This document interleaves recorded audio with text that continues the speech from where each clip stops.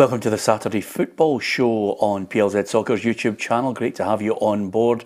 We are going to deliver the half-time and the full-time scores for you, manager reaction and the players as well, all in the company of Darren Jackson and Ali Graham. Couldn't think of a better forward line than that. My God, even I would look good with those two up ahead of me. If you've got anything you'd like to say to us, okay, look at Ali, just thinking, steady yourself. What I was thinking was Peter was doing the running, Chris, not me. Good to have these guys on board, and of course if you want to mention anything you can do in the comments section below on our YouTube channel, and you'll get it right across all our social media. We're live on Facebook and Twitter as well. So with that in mind, half time across the country fast approaching. At the moment, Dundee a goal up in St Mirren, Hibs 1, Kilmarnock 0, Motherwell 0, Hearts 1, and St Johnstone 0, Ross County 0. That's how it looks in the Scottish Premiership. In the Championship, Airdrieonians 1, Arbroath 0, Inverness Cally Thistle 1, Ayr United 0, Partick Thistle 1, Greenock Morton 1, and Queen's Park 0, Wraith Rovers 1. In League 1, it's Alloa 0, Queen of the South 0, Falkirk 1, Edinburgh City 1, Hamilton 2, Stirling 0, Kelty Hearts 0, Cove Rangers 1, and Montrose 0, Annan Athletic 1. And just to sum it all up, in League 2, East Fife 0, Dumbarton 1, Elgin and Bonnyrigg Rose are 0-0, Forfar 0, Clyde 0, and it's Peterhead 2, Stranraer 1, and Stenhousemuir 0, Spartans 1. And Darren, I suppose, first words to you. Have you ever known a season like it? If you don't get 2 or 3 results together, the manager's under pressure? Yeah, it's going that way, Peter. Well, it's been like that for a little while now. It's incredible when you look at the Barry Robson's doing really well, then he has a couple of bad results and he's under pressure. Stephen Naismith is under pressure. Hibs change their manager. You don't get time now. That's just fact. And you don't listen. I think you should get 3 transfer windows. I do. I think a manager should get 3 to try and get what he wants, because you're going in like say Sean Maloney when he was at Hibs. I think Sean got a January transfer window. Yeah.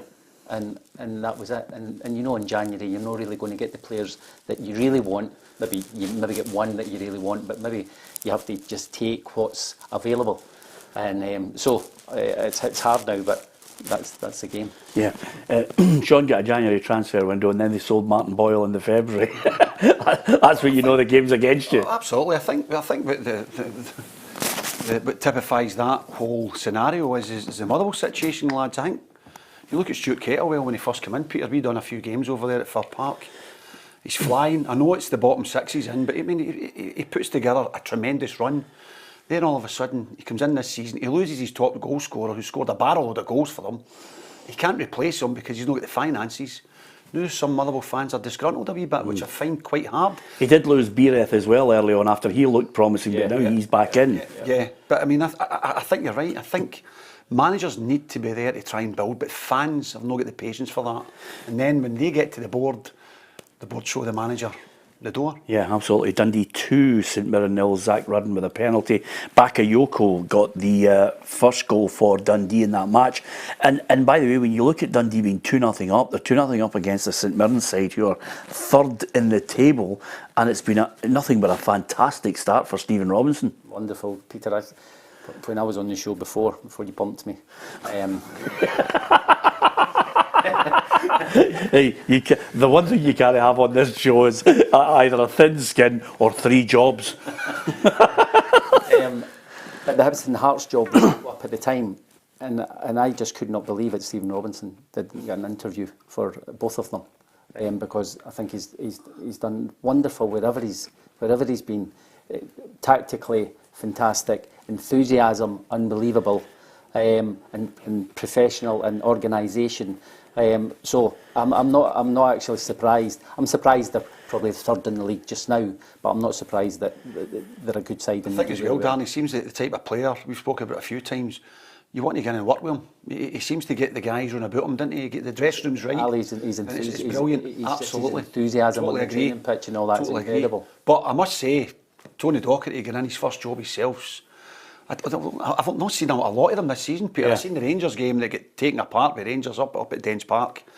But what a job he's doing already. You know, he's in there, and at home especially, they seem to be getting a right good run together at the minute. Yeah, absolutely. 2 wins in the last 3, and if he pulls this off today against St Mirren, it certainly will propel them up in that top 6, because it's so tight from 3rd down to 12th that you put 2 results together and suddenly everybody's talking about European football. That's how mental the league is at the moment. So Dundee 2-0 up on St Mirren, and don't forget we'll look ahead a little later on in the programme to Celtic and Rangers. We'll discuss what happened in European football in midweek with Celtic, Rangers and Aberdeen. But that 2-0 scoreline, certainly a positive one for Dundee. Hearts a goal up on Motherwell at the moment at Fir Park, which is a welcome bit of news for Stevie Naismith, because as you mentioned, Darren, he's been under a bit of pressure, but suddenly we see a guy who really can ease a manager's pain in Lawrence Shankland. If he starts to hit a rich vein of form, you know, suddenly all is forgotten and the manager's a tactical genius. Yeah, I mean, it was incredible last year, Lawrence. He's always been, this sounds actually mad, he's always been a fantastic striker. His movement in the box is wonderful. I always thought he wasn't great at holding the ball up, and he can't go long because of his pace, his link-up play.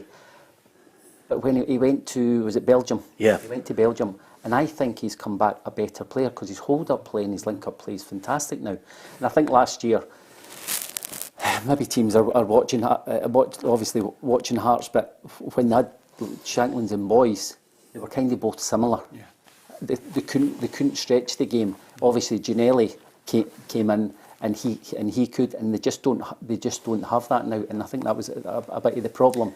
And I think Halkett and Gordon are a massive miss for Hearts. Yeah. Massive miss. Just as 2 former players, do you like to see, I think personally, it annoys me when you start to hear rumblings from within a dressing room, oh, the manager hasn't got the backing of the players. For him to have to read that on social media was just, for me, a nonsense.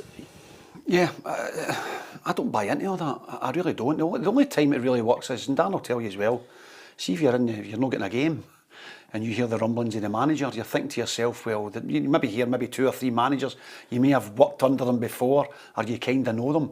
You're maybe hoping something's happened so you can get into the team. Yeah. But you're still not, I mean, you're not running around to the bookies to put the away team on your cooking. Yeah. You're still in there as a group, and you've still got to support the manager. Until it happens, I don't buy into that, Peter. I've never liked that situation, but it's worse now. Yeah. Social media than what it ever was when me and Daz were playing. But I do buy into the odd individual who may well be rotten egg. bitching behind the scenes. Yeah, listen, if we've seen it. I mean, if it happens, the teams that I've played for, I've never had a game. Ali's probably been there. But I don't know if it's different. As you said, it's different now because of social media. Yeah, boys 100%. Will go on and say something on social media that they've not had a game or something like that. Mm-hmm. You're unhappy.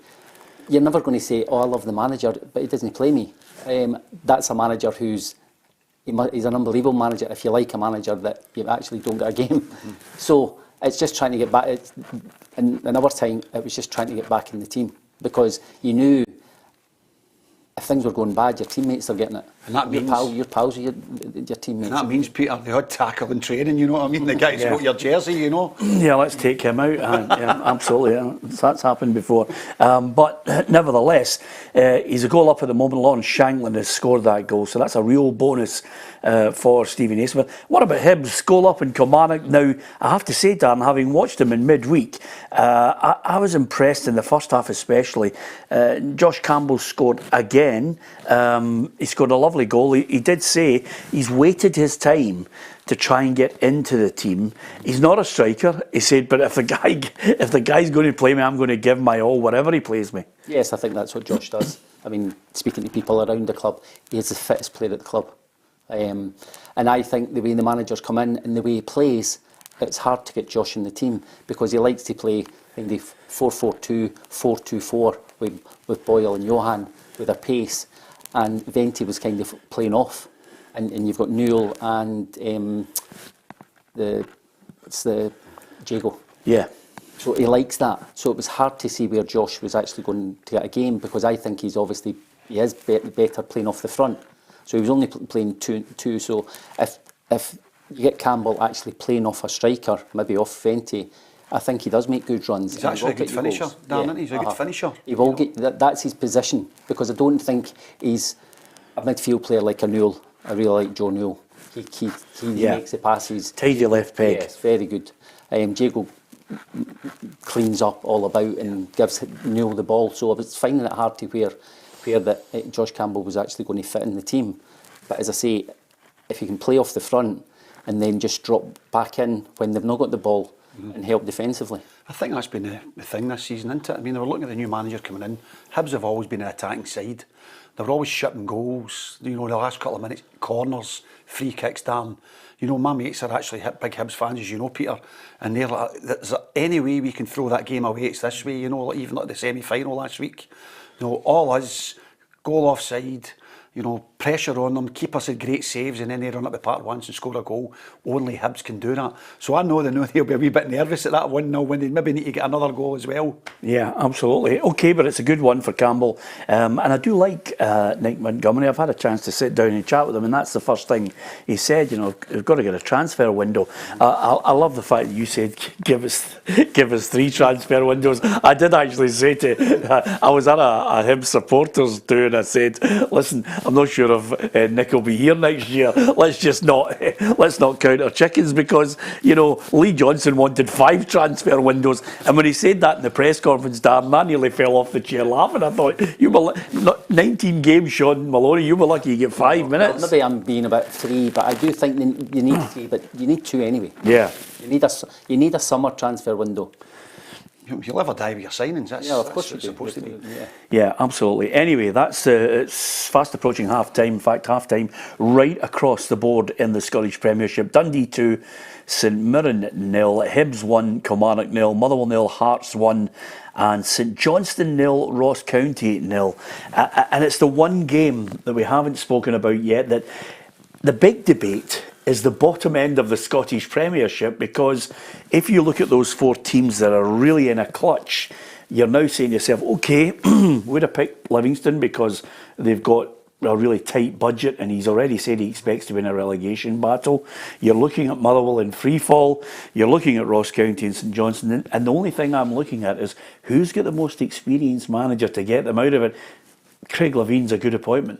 I think Craig was pretty lucky to get that job again, Peter, after the amount of years that he hadn't been in football. And I was surprised. Absolutely, but if they win today, they go above Ross County, I believe. So that puts, even at the start of the season, we were saying that Big Malky's doing a decent job at Ross County. All of a sudden, 2 or 3 games later, St Johnstone can leapfrog them today. It's just, it changes like that, Peter. I was up at the St Johnstone Kilmarnock game. Obviously, they scored 2 in 7 minutes. And I was up with Jacob, and Craig was there, and I never even put 2 and 2 together. Yeah, he was at that game, and so listen. I think it's a safe one. I think they know defensively they're going to have to get things right. Nicky Clark's coming to a good vein form, scoring goals. So I think it's a safe one, but maybe I'm being a wee bit biased. But I think when you're talking about which manager, I think Malky Mackay, I'll get Ross County. I think they had a couple of bad decisions with VAR, which everyone has.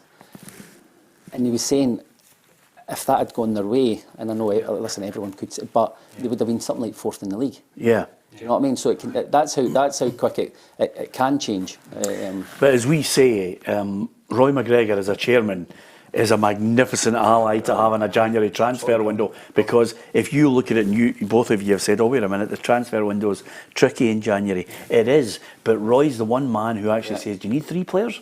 There they are. Yeah, I've been quite impressed with them. I really have. I think physically they look absolutely brilliant. I mean, some of these guys he's got up there, Big Malky, and they play decent football at times as well, and I quite like. I mean, you're talking about the VAR situation. Peter sent me to a couple of games, and it was Big Malky on the Smysa, and then down at Fir Park, and it was VAR decisions that done them that time just last season before they played Partick Thistle in the playoff time. Yeah. And he was just, and it's still happening. There's still a couple of VAR decisions going against his team. They always say they get the rub of the green, it'll always fall on other teams, but it doesn't seem to. Big Malky's complaining about it more than anything. Yeah. And listen, we talk about players that you live and die by your signings and all that. Livingston have made a great signing with Chipper. I think Brian Rice. Yeah. I think they made a brilliant signing getting Brian in there. He's just a great bit of experience. Yeah. And of course, when we talk about, everybody's talking about tactics and somebody with a clipboard, on the laptop looking at the stats and everything. Chipper is the most infectious guy and a good coach that would be able to get the best out of individuals as well. I agree with you, but let me ask you, David's hands-on, he's the hands-on coach, the manager. Is he taking a wee... No, but maybe he has absolutely reality check and saying, well, totally maybe I need someone. Yeah. We're in a bit of a sticky situation. I get that. Everything's just gone really well. Yeah. You know what I mean? And he's done unbelievable. Well, you know what happened, didn't you? The results will start to come. Big Chipper will get the... and David will start to move. That's what he's hoping for. He's hoping for a bounce. The reason why he's hoping for a bounce. Yeah, the reason why I don't think it'll happen, and I think the good thing about, as you said, bringing in Brian Rice is sometimes you can bring in an experienced person, and we all put two and two together and say, he'll be in the background looking for a job. That's not Chipper's attitude. But what I do think is good about David Martindale is when a club like St Johnstone come and say, can we approach your manager, and Livingston say no, that's because he fits into their long-term plan. Yeah. It's utterly unique at times, and some people think slightly questionable, the surprise of David Martindale getting the job. But he's in there, and I think he'll work well with him. And I think we had David in here, and he's a really, an interesting lad, and not one with an ego. No, not at all. So it's an interesting one. Listen, let's go to Easter Road and get a little flavour of what's been happening in that match with Kerry Pollock. Half-time here at Easter Road, and it's Hibs 1, Kilmarnock 0. Josh Campbell giving his side the lead for the second time in a row this week. This time it was Martin Boyle that played the midfielder in, and Campbell's right-footed effort had gone beyond Will Dennis and the Kelly goal to give Hibs the lead. Kelly have looked dangerous in some areas though. Danny Armstrong certainly proving to be a threat. He's been able to dance his way beyond the Hibs defence to give them something to think about early on a number of occasions. Still another 45 to go though. I'll be back at full time with another update for you. Stands here at the interval, it's Hibs 1, Kelly 0. Yeah, that's the story of that first half, and it's a Hibs side with Marshall in goal, Lewis Miller, Will Fish, Rocky Bashiri and Jordan Obita, Josh Campbell, Dylan Levitt, Joe Newell, Jar Tavares, Martin Boyle and Dylan Vente. And with that in mind, I think his first port of call when he gets to the January transfer window is to sort out the back. Yeah, I'm a big fan of Will Fish. I think he'll be a top player. Obviously, good upbringing at Manchester United. I think Bashiri beside him, great enthusiasm, but I think there's always a mistake. Yes. And listen, for how many years I used to be Leo Stevenson's agent, and I actually text them after they keep bringing left backs in, and they're not good enough to replace them and all that. And they probably did need to replace it. Like Hanlon and Stevenson have been incredible servants, brilliant players for Hibs, and they probably did have to, but they've not been able to replace them, Peter. No. And they've had to keep putting them back in. Now, even the boy Lewis Miller, who I saw him at Falkirk and struggled, but physically he's good. He's maybe not great in the ball. Yeah. But if you just get him to get the ball and give it to Boyle, that he's done his job. You want him to be good defensively, first and foremost.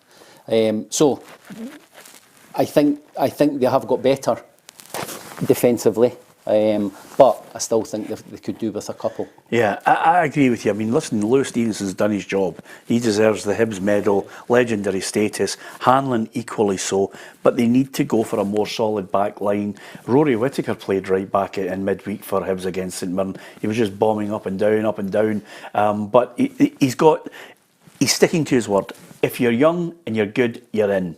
So he did say that he's going to promote people. He did it in Australia, Nick Montgomery, so we can only take him at his word. And he wants a sprinkling of quality, and that's what he'll be asking Ben Kensel and the board when it comes to the window in January. I think I totally agree. It's quite refreshing to hear Dan actually saying, first and foremost, you're a defender.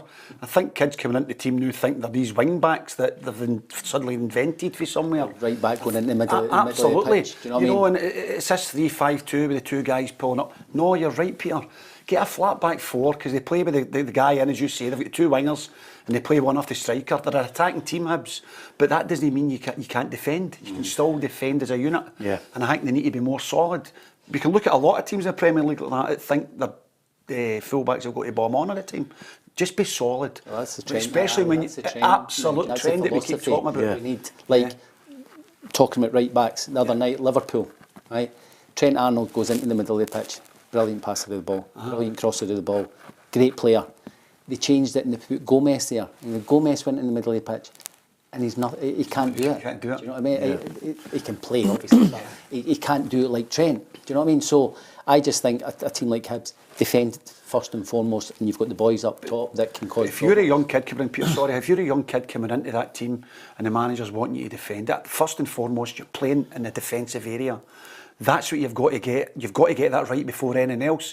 See, once you get a couple of clean sheets, confidence builds, then you can maybe play the ball in and go a wee run and, let the manager do that. Managers used to do that to us, Dan. On you go, on you go. Listen, no problem overlapping. And of course, you want your full-backs not just sit there, go and take part in the game, but first and foremost, defend. Yeah, let's get the story of the first half at Dundee with Adam Binney.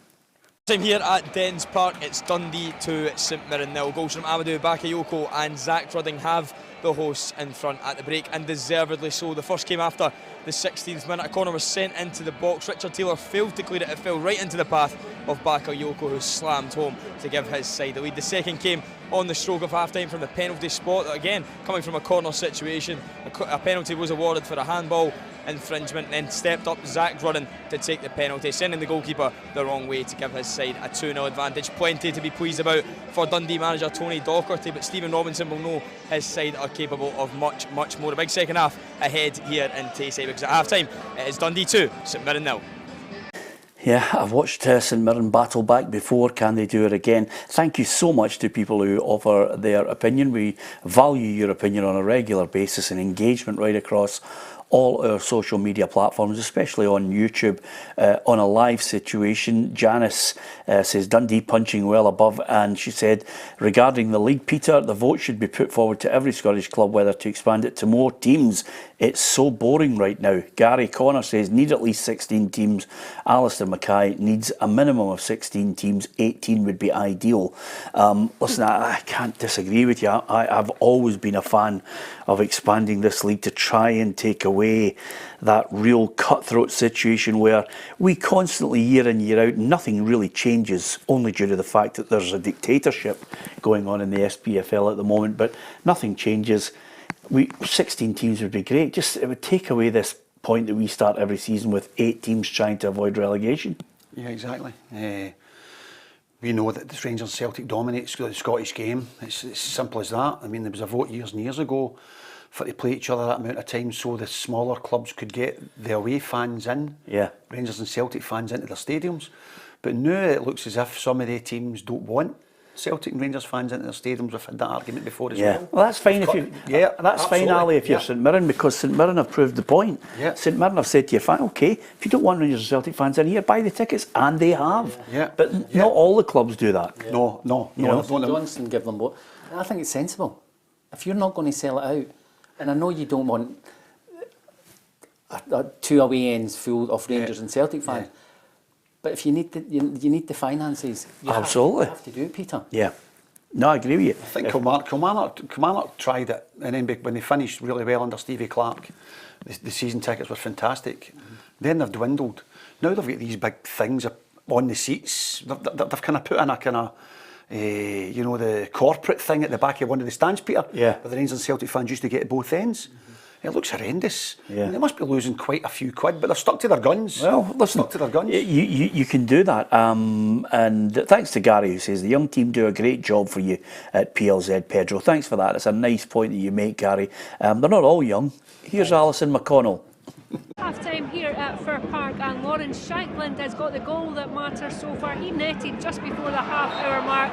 Alex Lowry's corner was flicked on by Frankie Kent, and Shankland was there just to lift the ball into the back of the net and just alleviate a little bit of pressure around the Tynecastle side. Theo Bair had a decent opportunity for Motherwell in the opening stages. He ought to have done better with it, but you'd have to say that Hearts have been the better of the teams here at Fir Park, created the more menacing of the chances. He might have had a penalty. There was a lengthy VAR check as referee David Monroe had a look at the monitor after a potential foul on Liam Boyce before allowing play to continue. It may have been a bit of a let-off for Motherwell, but so far at Fir Park they trail here to Lawrence Shankland's goal. Motherwell 0, Hearts 1. Yeah, she'll kill me for that, but I just thought I'd be realistic about it. Great to have a bit of experience as I dig myself out of a hole with Alison. But she's part of the team here, and thank you for that line, Gary. So Hearts at this moment in the ascendancy, but Motherwell could indeed come back. Stuart Kettlewell's a very level-headed boy. I did ask him at the press conference in midweek, when you come in, you did something to halt that slide under, of course, Motherwell with the Stevie Hamill. And Stevie tried everything he could, and then Stuart Kettlewell come in, reorganised them, started to get the results. This season they were off to a good start, and then they've just hit this patch where, the run that they're on at the moment is absolutely woeful, and he's got to work out a way to try and stop it, but that's what you're paid for. It is, Peter, yeah, and as Ali said earlier, about when you lose someone that scores you that amount of goals, when you know you've always got a chance of him scoring. So just now, they're losing goals and they're not confident he's scoring goals. So it's the double-edged sword. Yeah. You know that if he's going to get us a goal, we defend well, we've got a chance. We've got a chance to win the game. But just now, it's working the other way. I think that's what's noising them up a wee bit, the defensive part of the game, because they seem to be, it's do or die the last 10 minutes, 15 minutes, Peter. Well, I just want to highlight the defence, because I did say to him, you must be looking and saying to yourself, you've scored 8 goals in 8 games, and you've lost 6 of the 8 games, you've had 2 draws. Yeah. The back line is where the problem is, and he says it's a collective responsibility, and that was probably managers trying to protect. He's protecting them, but he's also trying to say to the midfield and the strikers, because of the nature of the game now, they've all got that kind of organisational shift to try and keep it tight and try and close out games, but they've just been unable to do that. Whereas when we played, I was just it. I was you're in the squad, and all the boys couldn't wait. They couldn't wait till the squad used to go up on a Friday, damn right. They used to go up on a Friday, obviously, the team the next day, and I would go and get a cup of tea, and then he would hear a couple of wee laughs, and they would all be running down to the tea room to tell me I wasn't in the squad because I had a nightmare the week before, Peter. That's how it worked in the days. I'm glad you said that, because Dad wasn't able to relate to you there. No, because he was always playing. I bet you don't know that we played together. Yeah, we did. Hold on, don't tell me. Can I guess? You played together in your careers. Was this latterly or in the early days? Latterly in the early days. Latterly. So the tail end of your career, right? Was it somebody at a club in the East? No. The Galacticos. The Galacticos. It was a team. It was at the time. We should have ran away with that league. It was the old one. Right, okay, go on. Where were you? Clydebank. I've never got that. Clydebank, is that right? Ab McKinnon, Michael O'Neill. Oh my God. Ali. Big Willie, Faulkner. Yep. That's not a bad collection of guys for a... Fergie was the manager. I can't mind what happened. We were cruising and then we just lost it. I remember maybe I started arguing with each other. Oh, brilliant. Can I just say something to you? Crystal Palace 1, Everton 2. Doucouré has scored there. I've never wanted a team so much in my life to try and avoid relegation than Everton. They've got a wonderful stadium. I was down there. The new one. Yeah, beautiful. I was down there on more than a few occasions. I always like to nip down to Liverpool, and I really want them to survive, Darren. Yeah, of course. I like Sean Dyche as well. He sees it how he sees it. Absolutely. Big time. Yeah. I can remember going to it was an SFA thing, and he came up. Big Malky knew him, and he did a quick question and answer, and it was just old school, and it was just great. It was just great to listen. It was fantastic to listen to. But I've got to say, I love Roy Hodgson as well. I think what he's done in the game. And do you think that manager of Sean Dyche and these guys, it's a dying breed? It looks like it, doesn't it? The new coaches that are come in now have got all this team behind them. And listen, Sean will have of course he will. Loads of things. Yeah. But he'll still have his old principles, and that's what he'll try and get into the Everton players. And at the end of the day, they've got ability, but it's just desire and work rate. But I have to say though that any suggestion. I mean, I look at the English Premier League at the moment. Wolves 2. Tottenham won full time. Tottenham were ahead at the 90th minute and lost 2 goals in injury time. Arsenal won, Burnley 0. Crystal Palace won, Everton 2. No goals between Man United and Luton. people are saying, the whole generation of new managers coming in, it's all laptops and everything. But if anything, if you've been a player and you've worked under the generation of managers that are just coming to the tail end, a Roy Hodgson, a Sean Dyche, Harry Redknapp, you have to, and you must realise that no matter how many times you go to the technical breakdown of a game, to your Fitbit, to how many times they're running, you will eventually still need that little bit of man management, an arm around somebody to say, come on, you can do it for me, you've got this quality, that. It'll still be there because that's the human touch. Psychological, Peter, a lot. It's, it's in the tunnel before games, Dan, the wind-ups, try to put people off their game, the manager telling you. I mean, I was actually trying to think of the fullback situation you were talking about earlier on, when Alan Hutton first went down to Spurs. Who was the manager that signed him? The Spanish guy? Oh, Ramon. And he used to stand at the touchline, and when he says, I can't wait to get Alan over to my side because then I can tell him when to go. Because he just went all the time. And he was trying to teach him, first and foremost, you're a defender. And I remember watching a couple of games, Dan, and you could see Alan looking over, and you could see him telling him to go. And that's tremendous management. It's man management skills. Some people would say, is there a chance you could play football? Do you know how to play it? Well, I need to coach you. Of course. You're talking about the old managers, and they would tell you if you weren't doing well. Yes. And you would get told in a way that you're not doing well enough. Well, I think the best line I ever heard was, Davy Provan didn't need any kind of a coaching on it. He was just so happy that he didn't have to run the line near Billy McNeil. He said, because he could hear him. He says, but when it turned at half time and it went over the other side, all he could see was Nearly Mocking going, you 5 and you're off. So it does affect you. It totally affects you, because I can relate to that, because I remember Tam McLean used to sit in the big Motorola stand himself. Ali, Dundee, used to sit in there. Dundee 3, St Mirren 0. What a result that is. Bakayoko, a second one. That's tremendous. I never had that in the old predictor. Again, you mentioned it earlier. So I watched Dundee and I thought they would have struggled. But it's the manager, Tony, excellent. And I think the first person that would probably say that would be Derek. It's funny how Darren, they'll be in 5th position if they keep this going. Carmarthen are actually doing relatively okay as well with Tony gone. And Tony's went on to become his own manager. So it's funny the two of them have just went, you know what, we need a wee change. He's went and taken that job, and he's doing really well at the minute. But going back to Tam McLean, Tam McLean used to sit in the Motorola stand, and he'd one of the tannoys get back to Cammy Murray, and we're playing a game, and I could hear Tam slaughtering me through the tannoy, through the walkie-talkie. And it put me off my game. And the next one's get Graham off. So it has an effect on you, but they let you know. And has an effect after the game. See, after the game, did you ever say the manager was right there? I used to always go, the manager's actually right, what he was saying. And you think about it, and they are right. Listen, going to his brother Jim, I mean, even if you played well, you came in, and it was always a blast, a shouting match. If you won the game. But you used to sit back and think, he's right.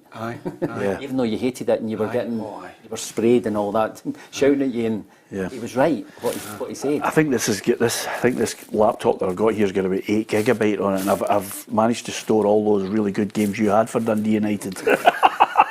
Without him slaughtering you. Oh my gosh. But listen, thanks. This is honest truth. Duke Houston was Lee Jim's right hand man. And see, when you talk about stats. Well, I was there in what, 91. I was there for 3 years. It wasn't no. It was 88 to 91. And he used to have Duke Houston sitting up the stand, marking down how many times you held the ball up, how many times you linked to play. And that was in 88. You talk about stats now and assists, and Jim was doing that then. Wow, That's amazing. Absolutely, and if you want to go even further back than that, Johnstone was so far ahead of his time with individuals, ball work, skill. These are all traits that football's not a difficult game. It's a simple game, complicated by players. I think that was Bill Shankland used to say that. But nevertheless, we love our football, and we love the comments that you give us as well. Dundee 3, St Mirren 0. That's going to be the result. of the afternoon. I'm almost certain. Not that Dundee are, you know, a team that you thought St Mirren were going to be hammering. Manchester United, I can tell you, have gone a goal up on Luton. Victor Lindelof has scored the goal there.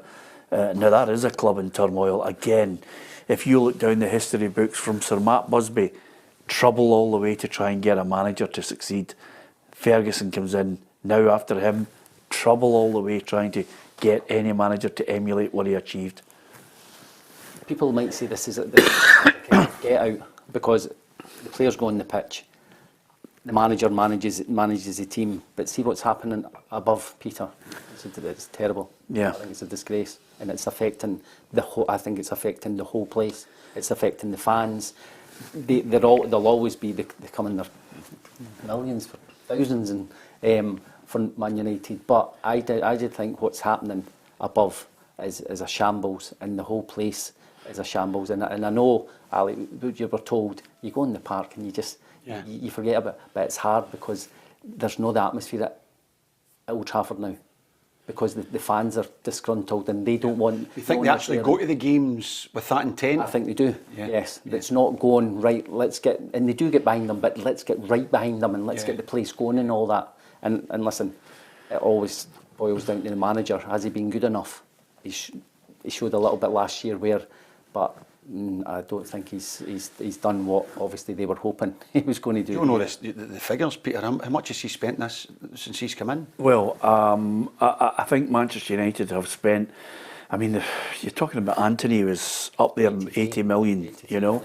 So they've spent a fair few 350, 354. Oh no, more than that. More than that, 400. More than that, yeah. Well, I'm not saying they're up at the billion that Chelsea have spent. Unbelievable, isn't it? But he's had a fair few signings. I'll give you the exact signings off him very shortly. But he's had a lot of money, and of course they won the League Cup, and it started to look as if he was getting it right, and then all of a sudden. You know, it's one fallout after another. The other one is, if I was Marcus Rashford, I'd be getting right out of there because I just think that there's turmoil in the background with him. Fernandes is never a captain, and you're saying to yourself, there's just too many players picking up huge wages. Team of individuals. Yeah, absolutely. And there you are. You've got Malacia at 15.7. You get Eriksen on a free. Martinez at 56 million. Casemiro at 52 million. Anthony 85.6. Dubravka on loan. Remember Wout Weghorst? They got him on loan. Yeah. Jack Butland's out. Sabitzer, he got him on a loan deal. Mason Mount. 55 million he spent on him. The goalkeeper Onana 44 million. Hoyland 72 million. You get Johnny Evans in a free. Amrabat on loan. Bayindir at 4.3 and Reguilon on loan. That's a lot of money he spent. Absolutely. We're talking about right backs where you want them to go into the middle of the pitch and all that. Yeah. Goalkeepers. Someone will say, is he good with his feet? Now they've brought Onana in because he's unbelievable with his feet. Now going to a club like Man United, arguably the biggest, right? I would say so. Okay, so it's hard. Even if you're a big player, you're going into a massive club. But De Gea was, he did make a few mistakes. But he's still a good goalkeeper. Yeah. Do you know what I mean? Did they have to replace him because he was good with his feet? Yeah. Alawa 1, Queen of the South 0. Ali Roy has scored that goal. Thanks to so many of you for giving us your thoughts on the afternoon. And of course, always good to get your opinion on things, on the scores in the Scottish Premiership and the lower leagues as well. But when you look at it at the moment, it's a goal for Ayr United. Cali Thistle 3, Ayr United 1. That's a big game. And Jamie Murphy scored from the penalty spot. Jamie Murphy still going strong. I think they've done well this season, Will. Yeah. It'd be a good result for Inverness. That's the big man's done brilliant since he went in. Was it 5 games now? Has he won 2 or 3 of them in 2 draws? So absolutely. I mean, Inverness were going nowhere, Peter, and he's come in and he's turned it right round. So fair play to the big man. It's fantastic. Yeah. I wonder if he's having a wee word with a couple of them. We were just talking about that earlier on, you know. But it seems loads of enthusiasm, Dan. Knows what he's talking about. Yeah. The players will love playing under him. Look who he was under at Everton. You know, Ancelotti and all. I mean, he must have learnt an awful lot. Well, he must have thought an awful lot of him as well to keep him. Yeah, there. Of course. Yeah. he was a legend there, obviously. Yeah. But I mean, they could have just said, right, he can be an ambassador, but they must have seen something in him. Yeah. But you think what he's learned from the managers he's worked under. Yeah, unbeaten in the last 4.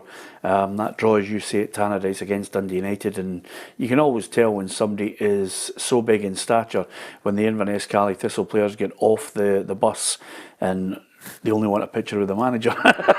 That's when you know you've got a superstar in your midst. But at the moment, looking good for them in that division if they can get that win there. In the Scottish Premiership, we've been bringing you the news that Dundee 3-0 up in St Mirren. Bakayoko scored a double in that game. Hibs still 1-0 up in Kilmarnock. Motherwell 0, Hearts 1, and St Johnstone 0, Ross County 0. It's one of those games. It's going to be tight. It could be just one goal to decide that one. I've got a sneaky feeling about that one. In the Championship, Airdrieonians 1, Arbroath 0.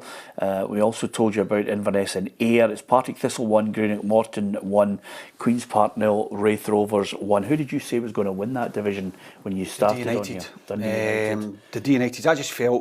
I think we all felt it. Yeah. I'd like to get Dan's opinion on it. If Jim didn't get after a good start, the United fans would have been right on top of him, and I think they would have made a change. I says, but if they can hit the ground running, there's that old phrase again, hit the ground running. I think they'll run away with the league. Yeah, and it looks like good result last night. It looks like they're going to run away with the league. But Wraith, I'm really impressed with them. Really impressed with my old team, Peter. Honestly, the new guys have come in. The manager's doing really well, and I can't really say he's an up and coming manager anymore because, you know, he's managed for a few years. He's been managed for a right few years now, so I think he deserves a shot, maybe a wee bit further up, you know. Yeah, absolutely. We want to see some of the younger managers coming through and prospering, and as Darren said, it always helps sometimes along the way if you are in management, although Duncan is pretty late as a manager, but to actually be working with, for me, one of the greatest managers of certainly the last 40 years. If you look at Ancelotti's, you know, his CV is well impressive. He really is, isn't he? I mean, I wonder if you could come up with, and we're talking about Ten Hag and he's spent that sort of money. Pep Guardiola in that same period has spent 200 million. Now, with that in mind, can I just say that they've also spent over £1 billion to win the Champions League? It's taken them a wee bit of time. £1 billion, my God Almighty! Can you imagine £1 billion having to do? Celtic and Rangers with £1 billion would have been 9 Champions Leagues by now. 100%, but people down south don't think that. Do you know what I mean? But that is 100%. Rangers and Celtic would be up there if the skies. But that's another story. But he has spent £1 billion. It's brilliant to watch. Do you like watching them, Dan? I love watching. I can. I love sometimes watching them. Do you? They play. Yeah. De Bruyne. They kind of are. Just. Just as Rolls Royce, you know. The boy a Kanji in. It kind of bores me at times, Peter. I just get bored a wee bit at times, you know. They're brilliant. I think they've been better to watch since the big man Haaland came in. I think now they've got a figurehead up there that's something about him, an awesome striker, where they do put more balls into the box. See a wee bit of yourself in Haaland, I think my hair was a wee bit better back in the day. Absolutely. That's where I think a manager makes a player better, because Haaland's game was all about over the top running on. You know what I mean? And Man City wanted to play it into strikers and play it back and wee balls here and all that. But he's made them better. He's made them better coming to the ball, linking the play. But he's still got that power. Scottish League 1, I can tell you, it's McIver who scored the second goal for Falkirk. Falkirk 2, Edinburgh City 1. So that's the scoreline there from Scottish League 1. In the Scottish Premiership, still Dundee leading St Mirren by 3-0. Hibs 1 goal up on Kilmarnock. Josh Campbell with the goal there. Lawrence Shankland has scored the only goal at Fir Park. Motherwell 0, Hearts 1, and St Johnstone 0, Ross County 0. Could be a fairly tight affair. Might be something late on in that one, but it's not one of those ones where you would have been absolutely delighted to be assigned that match. It had a tight game with two teams that sometimes can struggle to score, and I can tell you there's another goal for Hearts. Lawrence Shankland has added a double, and 2-0 up now at this point in the game is a real bonus.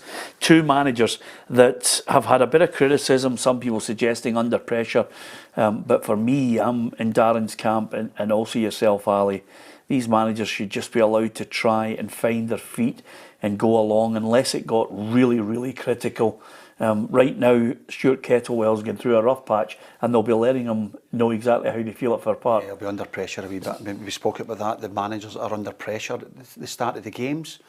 It's funny how Dundee have soared away to a 3-0 win, and they two managers aren't under any pressure whatsoever. But Shankland's, we had an argument a couple of seasons ago. We didn't have an argument, we had a discussion about him and the other striker at Hibs, who was the best. Nisbet, before he moved down to Millwall. I've always thought Shankland was the better option for me. I think at the time as well, Rangers and Celtic were sniffing around about maybe a Scottish striker, Darren, to see who they would take out the two of them. There was talk about Nisbet maybe going to Ibrox. Am I right in saying that? But when you've got guys like that in your team, you've always got a chance. Stuart's, as we spoke about earlier on, get rid of his big striker. What is the team looks at? I think I heard them saying boys. If they two play together, I know that they've not got the pace, but they're intelligent. Clever. Boyce is a very intelligent footballer. They only need half a yard. St Johnstone have just lost Nicky Clark off injured, and Graham Carey has just scored for them. St Johnstone won Ross County 0. What a big goal that is. And again, you know, I don't know about you, Darren, but when I go into press conferences, there are certain managers that I used to love going in for the post-match press conference, because they had a baseball bat and they never held back. One of them, of course, was Lenny, who just, there is no filter. Neil in a press conference is magic. Craig Levine's another man, and clearly man management is something that he has. I think he can get them away. Well, listen, Craig's got the experience. Now, whether he's got the players, and we all talk about the bounce. Whether the game's not finished yet, whether he can get the bounce into 4, 5, 6, 7 games. That's when you say that the managers had a big effect. But you can only start with your first game, and you'll be hoping that that's the way it ends. They've not really had a chance this season yet, Peter, to try and gain some confidence. That's a huge win today if they can get that and leapfrog Ross County. They might gain confidence in that, as Dan says, maybe 3 or 4 games. There's no many points between all the teams. They could actually climb the table, and that would just breed confidence throughout. Yeah, well, that's a huge goal there for St Johnstone. Graham Carey, after 71 minutes, getting the goal. Obviously, the downside is you lose Nicky Clark, and that's a real worry, because long term you need to have goal scorers in your team, and he had contributed in the last match. But when you look at the way St Johnstone are lining off, Meatoff in goal, McGowan, Gordon and Considine, you've got a bit of experience at the back. Brown, Phillips, Smith and Robinson. Nicky Clark was playing just in behind Graham Carey and Chris Kane. He's gone off, but Carey stepped up to the plate. It's a lovely left peg on him as well. Carey. Quite an attacking team, isn't it? Yeah. They've went for that, haven't they? I don't know what happened with Stephen McLean and Ryan McGowan. Gowser couldn't get a game. Yeah. And I just thought, looking at your team, I worked with Gowser at Dundee United, and he's a boy you would want in the team. He would run through a brick wall for you. Yeah. And he can play, and he's been about, he's got experience. And as I say, I found him very good in the dressing room, really good with the boys. But so I don't know what happened with Stephen McLean. Something's happened, and that's nothing to do with me, but I just think having Ryan McGowan in your team's better for St Johnstone than not. Yeah, absolutely. And I can tell you there's another goal in the Championship. Queen's Park 1, Wraith Rovers 1, Ali. That's not really worked for them this season. You know, when we were doing the pre-season show, talking about the new things in and out of Queen's Park, the data base, the way they're going to work things, how they're going to rest, who they're going to play. Did you expect them to be up challenging? No, I didn't. No, I thought they would improved, but I didn't think they'd be in the top 3 unless Blair tells me otherwise, and I can't remember. No, they're not. They're 7th. Well, they're 7th, sitting 7th in the table. I thought maybe mid-table. I just don't see how data can make you running through and score a goal, Dan. Oh, yeah, you're right. I saw them. I was at the Falkirk game, a few weeks ago, and they didn't do anything that I thought, yeah, you're going to be challenger, or you're going to be up there. Yeah. But listen, again, it's all about building. Absolutely. They can't just go from there to there. Yes, there's a lot of money behind them now, and they're bringing in people from abroad and all that, which is great. They've got they can't play at Lesser Hampden, is that right? Because is there only one stand or something like If they went up, Queen's Park 2, Wraith Rovers 1. One of the finest clubs who are working on data in their generation. Yeah, I wonder if it was an OG or something. You don't get talking about that in OG. It's one of them old clubs as well. So, you know, I'm kind of sitting on the fence. But as I say, it takes time. Yeah. They can't throw millions at it like down England and all that, but they're going to throw a lot of money at it because they want to try and get them up to where the level. But if they get Lesser Hampden up and running, it looks great. Well, it took them years and years and years to develop the part of Lesser Hampden that they were doing, and it turned out. I think it's brilliant. Aye. What they're It turned doing. out that they need. I think it will take a wee bit longer than maybe they're hoping. Yeah. Anyway, as far as the Premiership is concerned, Dundee 3, St Mirren 0, Hibs 1, Kilmarnock 0, Motherwell 0, Hearts 2, and St Johnstone 1, Ross County 0. We will talk about Celtic and Rangers for their games tomorrow as well, and get the thoughts of the guys on the two matches, Livingston against Rangers and Celtic against Aberdeen. We'll look back a wee bit as well just before we get to the full time. In midweek, Celtic took an absolute tanking from Atletico Madrid. When you go down to 10 men in the Champions League, boy, do you get found out. Absolutely, not even. I thought they just get bullied, Peter. It reminded me of a way back. Me and you, we'll remember the game in '76. Was it the Jimmy Johnson got a tank and they came over and booted Celtic off the park? Then they went over to Madrid and Celtic never got a kick of the ball and they beat them 2-0 by playing football. I just felt they were levels above Celtic, levels above them. And I know we can use the excuse of Maeda's dangling leg that the guy was rolling about and he played on for the rest of the game, Dan, but I still think Celtic would have got found out. I think they were hunting them down. I think they never get Celtic. Celtic looked weak.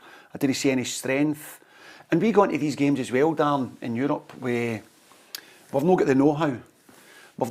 We must win at all costs. The Victor Bailly, you know, against Celtic in the UEFA Cup final, diving about for 10 minutes, wasting time. We must win at all costs. That's the Indian mentality. We don't have that. And I just felt at times we were struggling. We tried to defend properly, but clearances weren't getting cleared properly. Alistair Johnson had a poor night. Taylor had a poor night at fullback. And the goalkeeper, for me, a couple of good saves early on, but some decision making later on was terrible. So, yeah, the red card had a big impact early on. Yeah. But I still think we're miles away from that level. I think they showed class. Yeah. Griezmann really showed class. Yeah.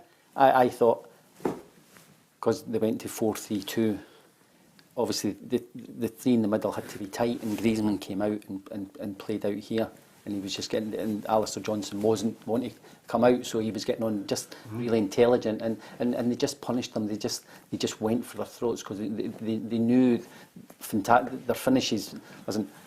Callum probably be disappointed. McGregor was the first header for the first goal. Yeah. Alistair Johnson would be disappointed with the third goal when the boy bends it in. They just really had the bit between the teeth and punished them. Of course, VAR is at the forefront of everybody's mind, not only domestically but in Europe and globally. Lots of people will have their own thoughts on VAR. This is what Brendan Rodgers thinks of VAR. If you ask me right now, I would get rid of it. If there's money being invested in it, then you have to give it every chance.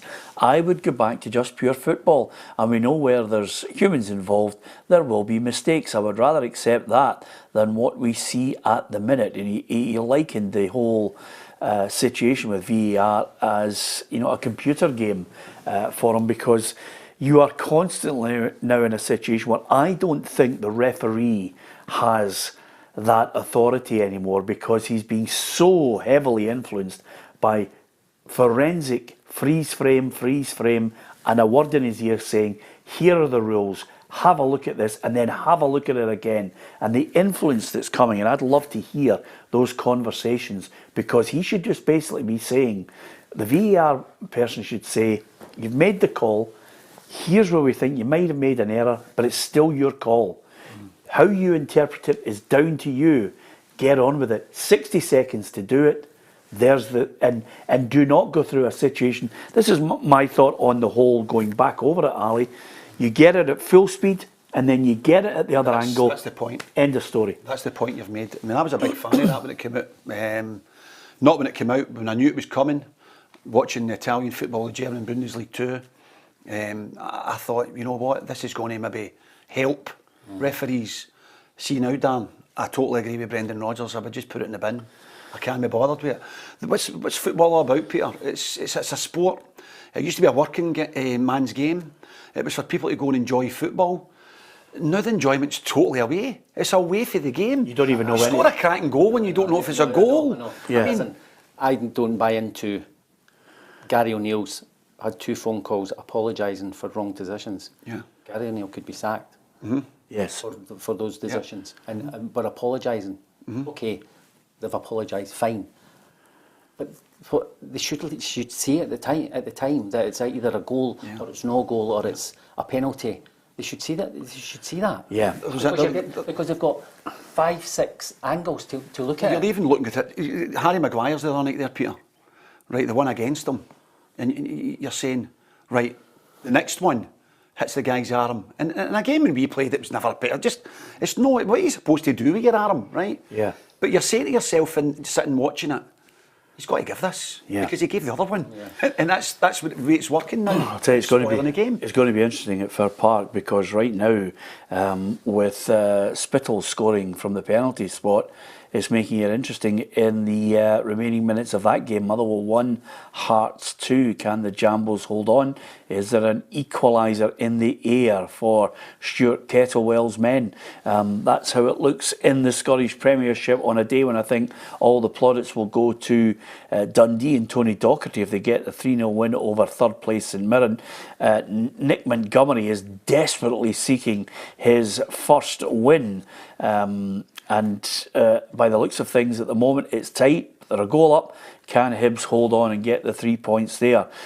Because I think, certainly listening to Josh Campbell in midweek, he said, we're playing really good football. Someone's going to get a hiding from us because of the nature of it. And I was really, really impressed with the way they went about their business in that first half at St Mirren's Park in midweek. But today, it's a stodgy affair and they've got the all-important goal. Motherwell 1, Hearts 2, St Johnstone 1, Ross County nil, Graham Carey with the goal. And let's not forget Livingston against Rangers and Celtic against Aberdeen, which brings me nicely to, of course, Rangers against Spartak.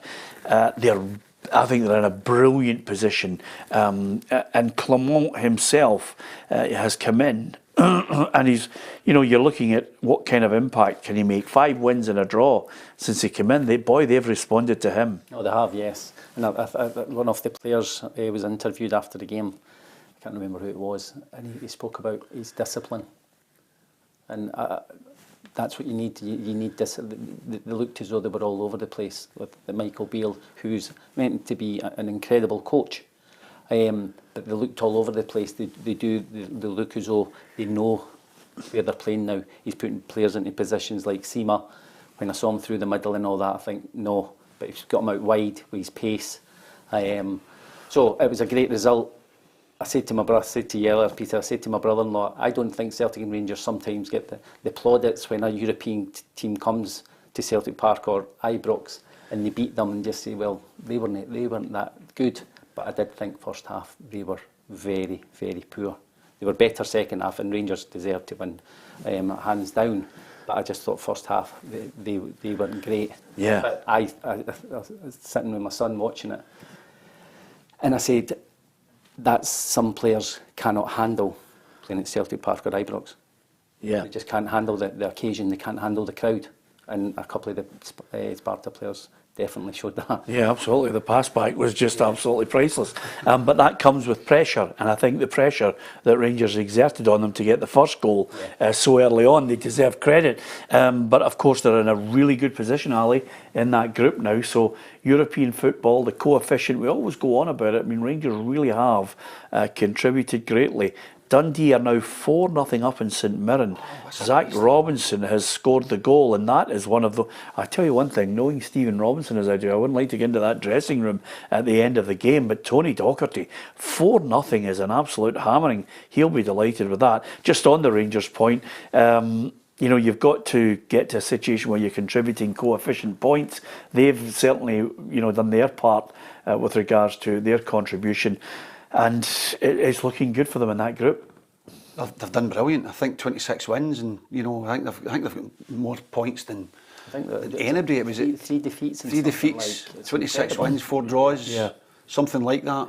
Especially at Ibrox. Yeah, European nights for Rangers is a totally different kettle of fish from European nights for Celtic. It's no longer, Celtic Park is no longer a fortress. No, you know, people go buy their tickets for the 5 minutes of the Champions League music and then they get spanked. Yeah.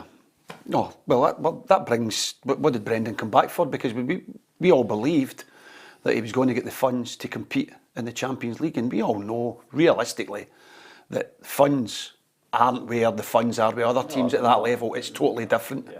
But we have to ask a question, well, he's still got the same record, Brendan.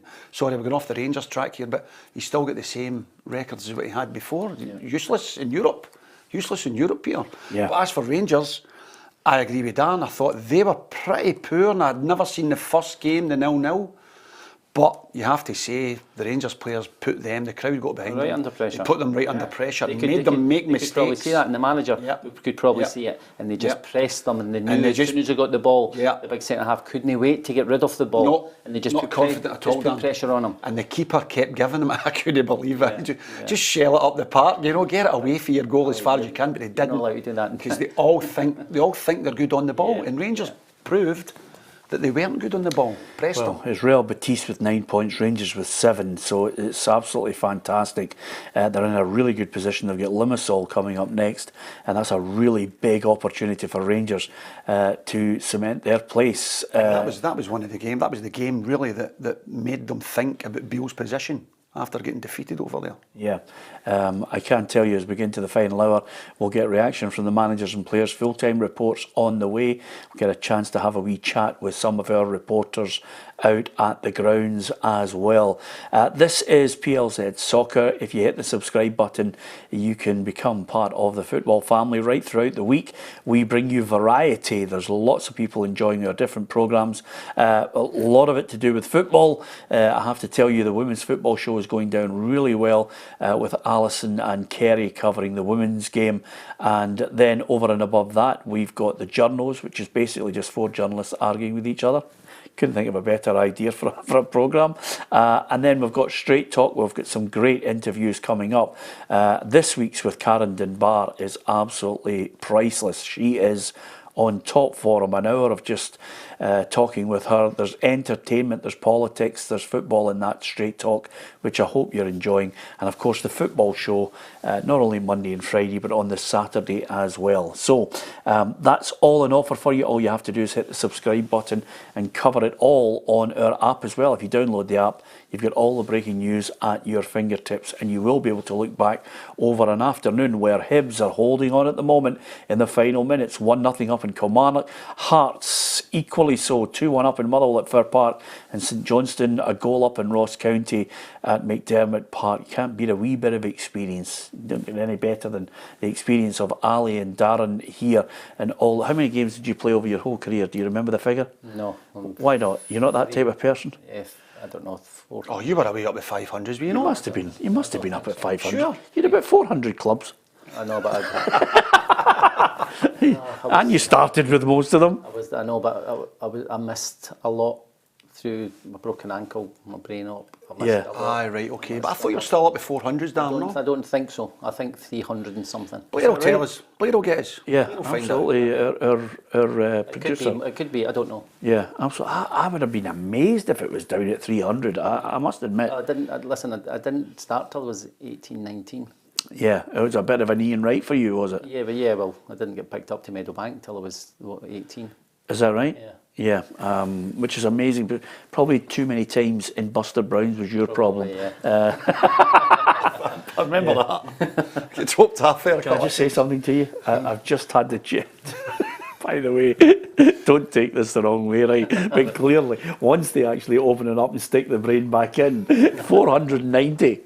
There you go, I told you. 495, I think it was. Sorry, kind of. 495. Is it? 495, yeah. Right, okay. But that might And not be. 123 goals. 131. Is that 131? Yeah.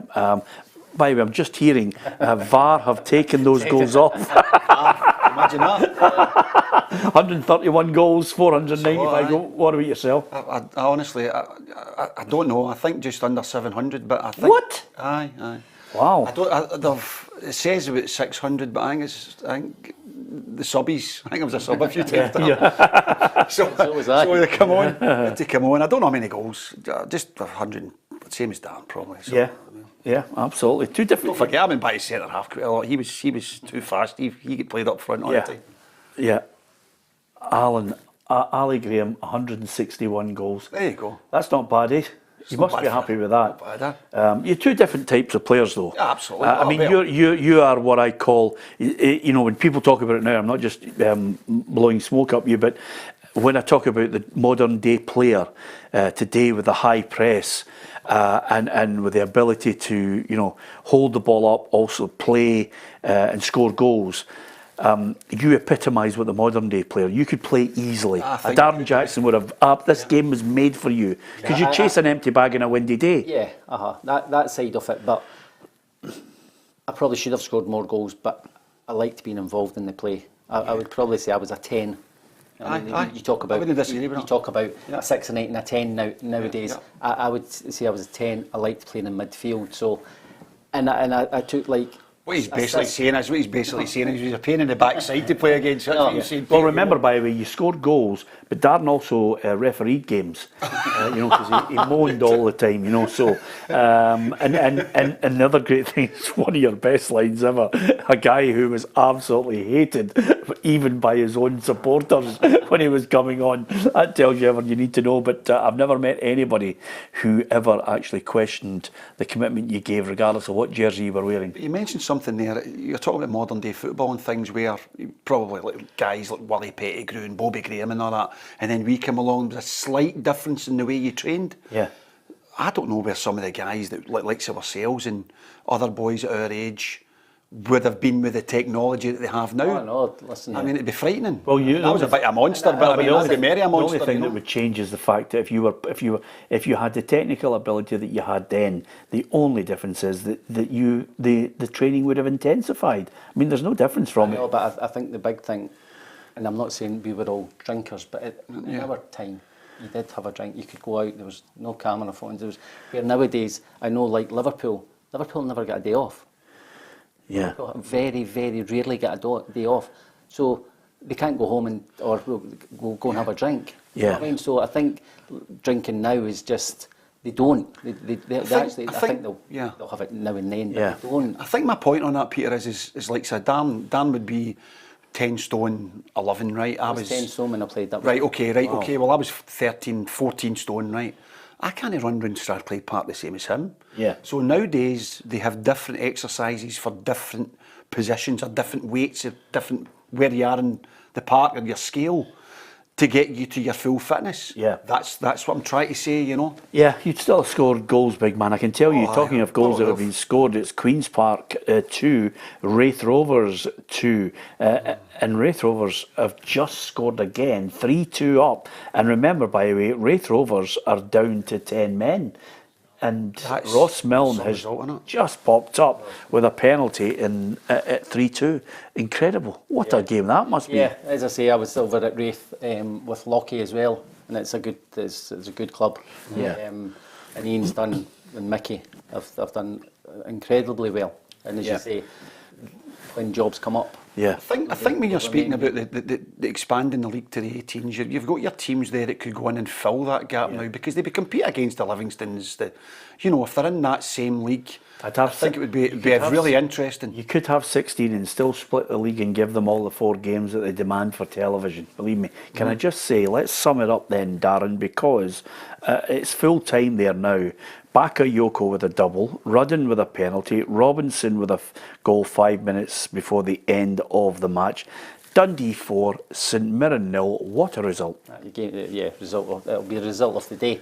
Fantastic. And as I say, I've said earlier, when I looked at the squad at the start, I wasn't confident for Tony. I like Tony, good guy, but an excellent coach. And he is playing a massive part and those boys knowing their job. And listen, today they've gone 2-0 up. You don't know, Robbo might have just thought, right, we'll go for it. And they've found gaps and all that, but it's an absolutely fantastic result. I mean, it is. I mean, Trevor Carson in goal, Portillas, Shaughnessy, Lamy, McGee, Cameron, Boateng, McCowan, Beck, Bakayoko and Rudden. It's a collection of players that you would struggle at the best of times to think. Beck's good player. Yeah. Very good. Yeah. He's obviously on loan from Liverpool. Yeah. Excellent. What a lovely mix of nothing that you would look at and you say, Joe Shaughnessy's been around. Yeah. But Ricky Lamy, of course, was at Motherwell, and but it's like a mixture of guys. You're thinking, God, I don't know too many. I know Zach Rudden, but But that's as I said, and I might be going on about Tony, but that's a manager who's got to working on things and getting them structured. And obviously, we're talking about fitness levels. And I think someone said last night, I don't like when a manager goes in and says, "Oh, their fitness level." I think that's old school, when it's happened before, or they're not fit enough. But teams like with Alec Miller, now we had good players at Hibs under Alec Miller. Yeah. But Alec always used to say, we need to be fit and we need to be organised. And teams of that calibre need to be fit and organised. Do you know what I mean? So, yeah. And it looks as though that's what Tony's doing. Well, I'll tell you one thing, fit and organised is one thing, but to actually defeat St Mirren by 4-0 is no mean feat these days, because, when we throw plaudits out to certain teams, St Mirren deservedly, are there in merit in third place, and that's a spanking. I think it's a big transition for Tony. You know yourself, we were speaking about Rangers earlier on. They've got a manager in, authoritative. He's a manager. He'll take no nonsense.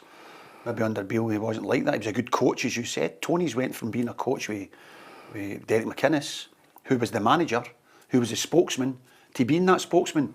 It's a big step, and that's some result against a manager that we've gave plaudits to earlier on. Robinson, who could have got any job, bar the Rangers and Celtic job, a year or 2 years ago. Yeah. So and they do hit these. Got to step on for this, but Peter, they can't. They've got to push on, because Tony will know. He'll play that down tonight in his interview.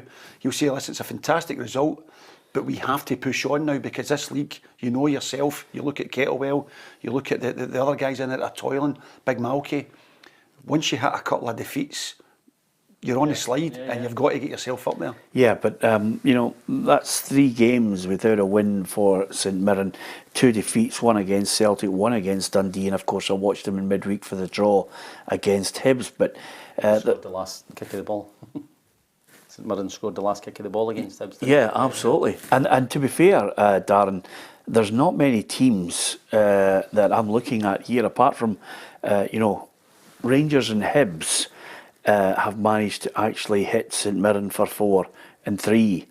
Other than that, there's not many teams who have actually, scored 4 goals against St Mirren.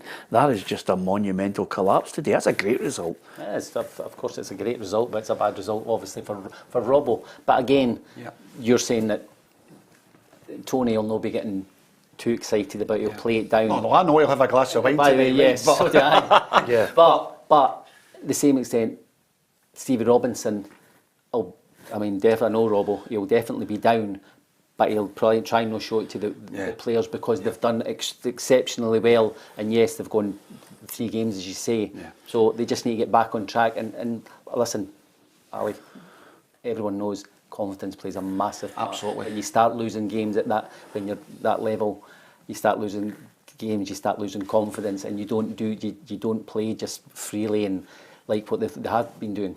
Well, what about confidence for Hearts? They've defeated Motherwell 2-1 at Fir Park. They're now 4th in the table, 2 points behind St Mirren. And, this was a guy who the knives were out for in midweek. That's how things can change. Absolutely. I mean, it's amazing, isn't it? Yeah. They get into the semi-final thinking they can maybe turn over Rangers. Then there's fans are turning on him again. They still don't want him there for some reason. But he's got a talisman up front. Teams be a guy that can bang in the goals, Peter. We've always spoke about it here. It doesn't matter. Of course you've got to defend. Of course you've got to be solid at the back in midfield and get your... But see when you've got somebody up top that you can rely on. And by the way, I'll say, these guys are never usually injured, Darren. They're always there. Yeah. You know, not a case of strapping up like the good old days, but their fitness levels are tremendous. Yeah. And he's banging in the goals. Do you know who they've lost in the last 6 games to? The 3 defeats. The 3 defeats are against Rangers and Celtic. Right. I mean, honestly, it's amazing how a stat can be used to kill you. Yeah. But the 3 defeats have come against Rangers, obviously, in the League Cup, and then Rangers and Celtic in the league. The others are draws, and now they've managed 2 wins out of the last 3 games. They're now 4th in the table. The one thing that's his saving grace, Dan, do you know what it is? They've got a sensible board. But it's the expectations as well, Peter. Yeah. Hearts expect to be third. Hearts fans expect to be third. Yeah. Because it's like Celtic and Rangers expect to win the league. Hearts fans expect to be third. St Mirren hope to get into the top 6. Yeah. Do you know what I mean? Yeah. So it's all that, and that's why Stephen's under pressure. Yeah. Because of expectations of the fans. To Edinburgh clubs and off the expect to be club. third. Yes. That's what it is. Yes. Yeah. Another thing that you'll be at a disadvantage here, and I might as well tell you, let's talk about another one of your ex-clubs. Because Hibs have won 1-0. Brilliant. I mean, it's great. Obviously, I'm delighted for the 2 of them, and it's great for the manager to get his first win. Everyone's been giving him plaudits. You've said you like him. He's good to listen to, his philosophy and how he wants to play. Sometimes it's going to be hard, but he's got his first win, and he'll hopefully kick on from there. I think when he's come in his head, he's not managed to get what is my best team. Yeah. Do you know what I mean? Darren, let's go to Dens Park. Adam Binney. Full time at Dens Park. It has finished Dundee 4, St Mirren 0. A double from Amadou Bakayoko, as well as goals from Zach Rudden and Zach Robinson, have secured a marvellous victory for Tony Docherty's side in Tayside. This afternoon, Bakayoko opened the scoring after 16 minutes when he latched on to a poor clearance from a corner from Richard Taylor, slamming the ball beyond Zach Hemming in goal. The second was then added by his strike partner on the stroke of half-time when Zach Rudden converted from the penalty spot, and the French striker got his second of the match 12 minutes after the restart when he followed in from Zach Rudden's effort from the right of the box. If you thought the strikers hadn't done enough already, the substitute striker Zach Robinson then came onto the pitch, and contributed with a goal of his own with 5 minutes to play, finishing off with a tap in at the back post after a wonderful team move. Tony Docherty's side now move back into the European places and up to 5th in the table. They're 2 points behind today's opponents, who remain 3rd in the Scottish Premiership table. A wonderful and amazing afternoon for all involved at Dundee Football Club. An abysmal performance from Stephen Robinson's St Mirren, who looked a little jaded perhaps from the exertions of Wednesday night's match against Aberdeen. But full time here at Dens Park, it has finished Dundee 4, St Mirren 0. Yeah, full marks to him. That is a brilliant result. No wonder Adam is so excited about it. But I have to say, I had a wee look behind him there at the wrought iron behind him, and that's probably the coldest stadium I've ever been in. And the great thing about it is I don't think that stand has changed since Alan Golzine was playing up front in 1962. So if I won the lottery of 161 million, I'd build a new stand or a new stadium for Dundee. Honestly, I usually sit there with Ruffy and the two of us are just cuddled in, Darren. It's a really cold, it's unbelievable. Even the opposite side and all that, it's just... Yeah. They need a new, I think, a new stadium. Absolutely. I'd love to see the two of them, just a wee bit of sense, just to get one together. You could have 2 halves for United. You're going to get slaughtered, but Yeah. I think so. Yeah. Have one good stadium. One brilliant stadium with 2 of them, and then you could actually get to a situation where you could actually build one stadium in that area and have 2 training areas. Yeah. Couldn't you? I mean, it would be absolutely amazing. One thing is, I don't think you need 2, because Dundee United have got St Andrews, which is first class. Absolutely. But unfortunately, Darren, for people in the West, we used to go on holiday to St Andrews, and to go there for the press conferences, some trek, isn't it? I'm going up there for New Year. It's incredible. Well, that's because of the stature that you have now. You go on great holidays like that. We can only dream of them. As far as the result, Dundee winning that game against St Mirren by 4 goals to 0.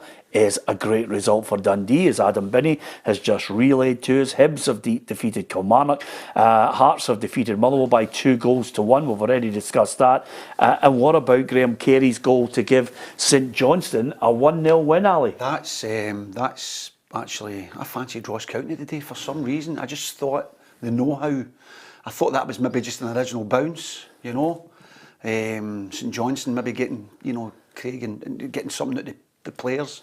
And I fancied Ross County, so that is a magnificent result for them today. Yeah, especially after a striker going off. Yeah, especially after the guys scoring you the goals that we've been speaking about, the Motherwells and all that. Him going off. Let me tell you how significant it is, Darren. Livingston are bottom of the table. Right, okay. And St Johnstone have leapfrogged them. They've got Rangers tomorrow, which is going to be a hard one. But so there you are. You've got that. Chipper will have to work extremely hard. You need to work his magic. Absolutely, it's just a fantastic result there. So that's how it looks as far as the Championship is concerned in Scotland. Ayr Reunions 2, Arbroath 0, Inverness Caledonian Thistle 3. Ayr United 1, Partick Thistle 2, Greenock Morton 1, and Queen's Park 2, Wraith Rovers 3. What a game that was. In League 1, Alloa 1, Queen of the South 0, Falkirk 2, Edinburgh City 1, Hamilton Accies 5, Stirling Albion 0, Kelty Hearts 0, Cove Rangers 1, Montrose 1, Annan Athletic 1. In Scottish League 2, East Fife 0, Dumbarton 1, Elgin City 2, Bonnyrigg Rose 0, Forfar 1, Clyde 1, Peterhead 3, Stranraer 2, Stenhousemuir 3, Spartans 2. And that is how it looks in the Scottish Premier League and the divisions below. Elsewhere in the English Premier League, Wolves defeated Tottenham by 2-1. Tottenham were ahead by 1-0 in the 90th minute, and then it was 2 injury time goals that secured the win for Wolves. Arsenal 1, Burnley 0, Crystal Palace 1, Everton 2, Manchester United 0, Luton Town 0 was the latest, but Man United eventually went on to get the win there. It's just finished. Manchester United 1, Luton 0, Crystal Palace 2, Everton 3, and Arsenal 3, Burnley 1. Full time right across that league now. What a win for Man United. Yeah, you needed it. Tight. Massive, especially against Luton, who, when I first saw again their squad just coming up the stadium, you're thinking, will they get a win this year? That's what I was thinking, yeah. But they actually did really well against Tottenham. Yeah. The other week there, and the manager looks as though we're going up here, we're going to play the way we play and all that. And listen, you're going up there, want to put pressure on, because you know the stadium could turn. And when I used to say, playing at Celtic Park, it's brilliant when they're behind you, but when you're not winning, you've got 60,000. Yeah. Do you know what I mean? So it's the same at Old Trafford. So even 1-0's not impressive though, is it? But listen, Peter, it's a win. They're not going to be. Yeah. I saw a couple of Scholes, was it Hargreaves, talking and saying they're not all of a sudden going to be win games and be brilliant. Yeah. They're just going to have to grind games out until they get everybody fit back and everyone get the boardroom sorted. Who's ever coming in and putting the money in, and but he'll be delighted with the win. Yeah, absolutely. Let's go to Easter Road, Kerry Pollock. Full time here at Easter Road, and it finishes Hibernian 1, Kilmarnock 0. Josh Campbell's effort just past the half-hour mark remained the only difference here today, getting his side up to 7th in the league table. Yartavara certainly proved he can be a handful to deal with, difficult to pin down. He was unlucky not to double Hibs' lead, just hiked it into the final third with an effort from the edge of the 18-yard box, but it dragged it just far of the near post. Kilmarnock were dangerous in stages today, but didn't challenge David Marshall enough, or certainly near the amount that Derek McInnes would have hoped to today. It did look as if they were going to steal one right on the edge of full time here this afternoon, but Hibs were defending their box like never before to hold on to their leads. I'll get the reaction from both managers very shortly. It finishes here in Edinburgh. It's Hibs 1, Kilmarnock 0.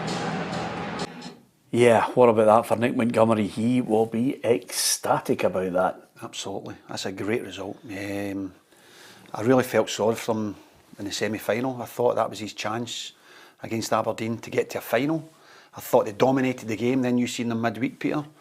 So I think you feel hard done by, but the day is just maybe give him that lift and tell these players that, you know, everybody should get right behind them. The fans will get right behind them, because I think that's what they need. A clean sheet and a goal.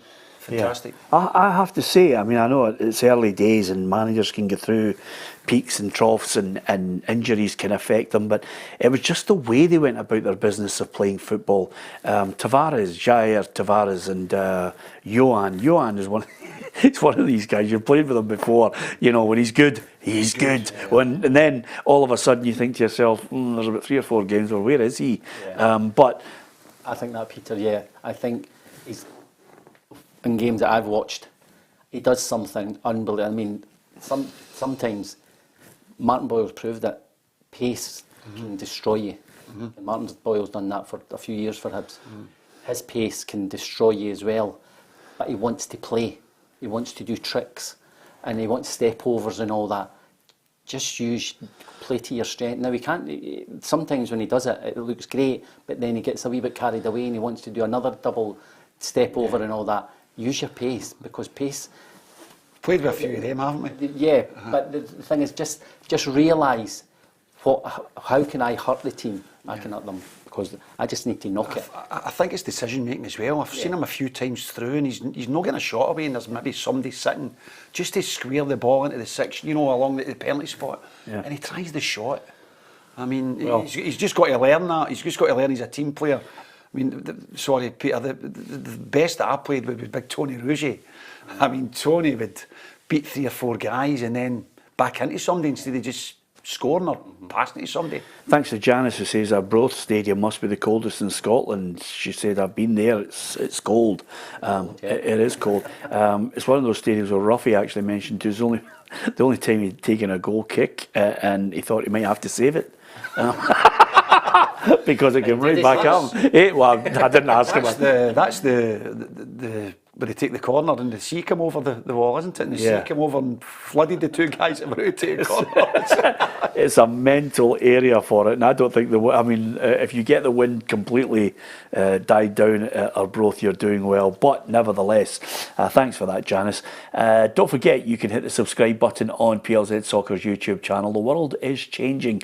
Lots of people now embracing the digital coverage that we bring, and we're absolutely delighted. The figures for our programmes, absolutely sensational. Thank you for downloading the podcasts as well. We have a bit of banter, talk about the football, give you a bit of an opinion, some you like, some you don't along the way, but nevertheless we will give you that opinion on a regular basis, and quite a lot of you have responded to some of the programmes that are on, especially dealing with the football and enjoying it. So I think over the piece and over the next few months, there's certainly a lot of things that we'll be covering and bringing you that will entertain you. So keep it locked to PLZ Soccer. Darren Jackson and Ali Graham are with me on this Saturday afternoon, on an afternoon where Dens Park's the place to be. 4-0 against St Mirren. Fantastic result. And suddenly, all that doom and gloom around Hearts, that seems to have disappeared today, because they got a good away win at Motherwell by 2-1. So Stevie Naismith can go and enjoy a wee glass of wine tonight and not worry about what's on social media, all that noise. Hibs with Nick Montgomery, first win, brilliant for him. They held on, it was a little bit tight at the end. And then also St Johnstone, with the experience of Craig Levein, manages to get that 1-0 win over Ross County. Oh, how the league has changed. And now we look towards Livingston, who hit the bottom of the table without kicking a ball, but it doesn't get any tougher than coming up against Rangers. 4 consecutive defeats, 1 win in the last 10 games. Livingston are right up against it, Darren. They are tomorrow, yes. The confidence for Rangers. What did you say, 5 wins in a draw for the manager? Good performance during the week, good win. And Livingston, they're struggling. They will have had a lift from Chipper going in. I'm sure Davies let him go and do his stuff over the last couple of days. But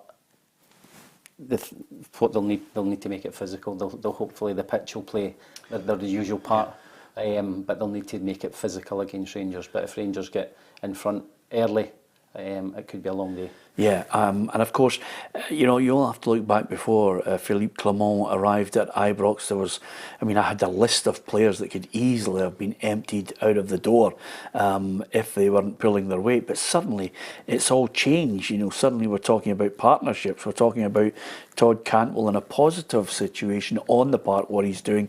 You're talking about Sima, albeit he is on loan, but he's thoroughly enjoying himself. Could he stay longer? This is what he had to say in midweek. Yeah, for me, the most important is like to play, and enjoy every game here. For sure, I'm very happy here. With my family, we are happy here. So we don't know what's happen in the future. But for me, I'm very happy to be here and play my football. Isn't that a great situation? Because of who knows if they've got enough money to get someone like Abdallah Sima on a permanent contract. But if he keeps playing the way he's playing as well, that would be great. Yeah, he's turned it around, hasn't he? He's really, really, dynamic, quick. He can score the brilliant goal. A bit like we were talking about Johan, some decision making sometimes. But even in the Beale period, he was still the one that you thought he shines. By the way, do you know? He's brilliant. He's really good in the air, Dan. Yeah. Really good in the air. He attacks the ball as well.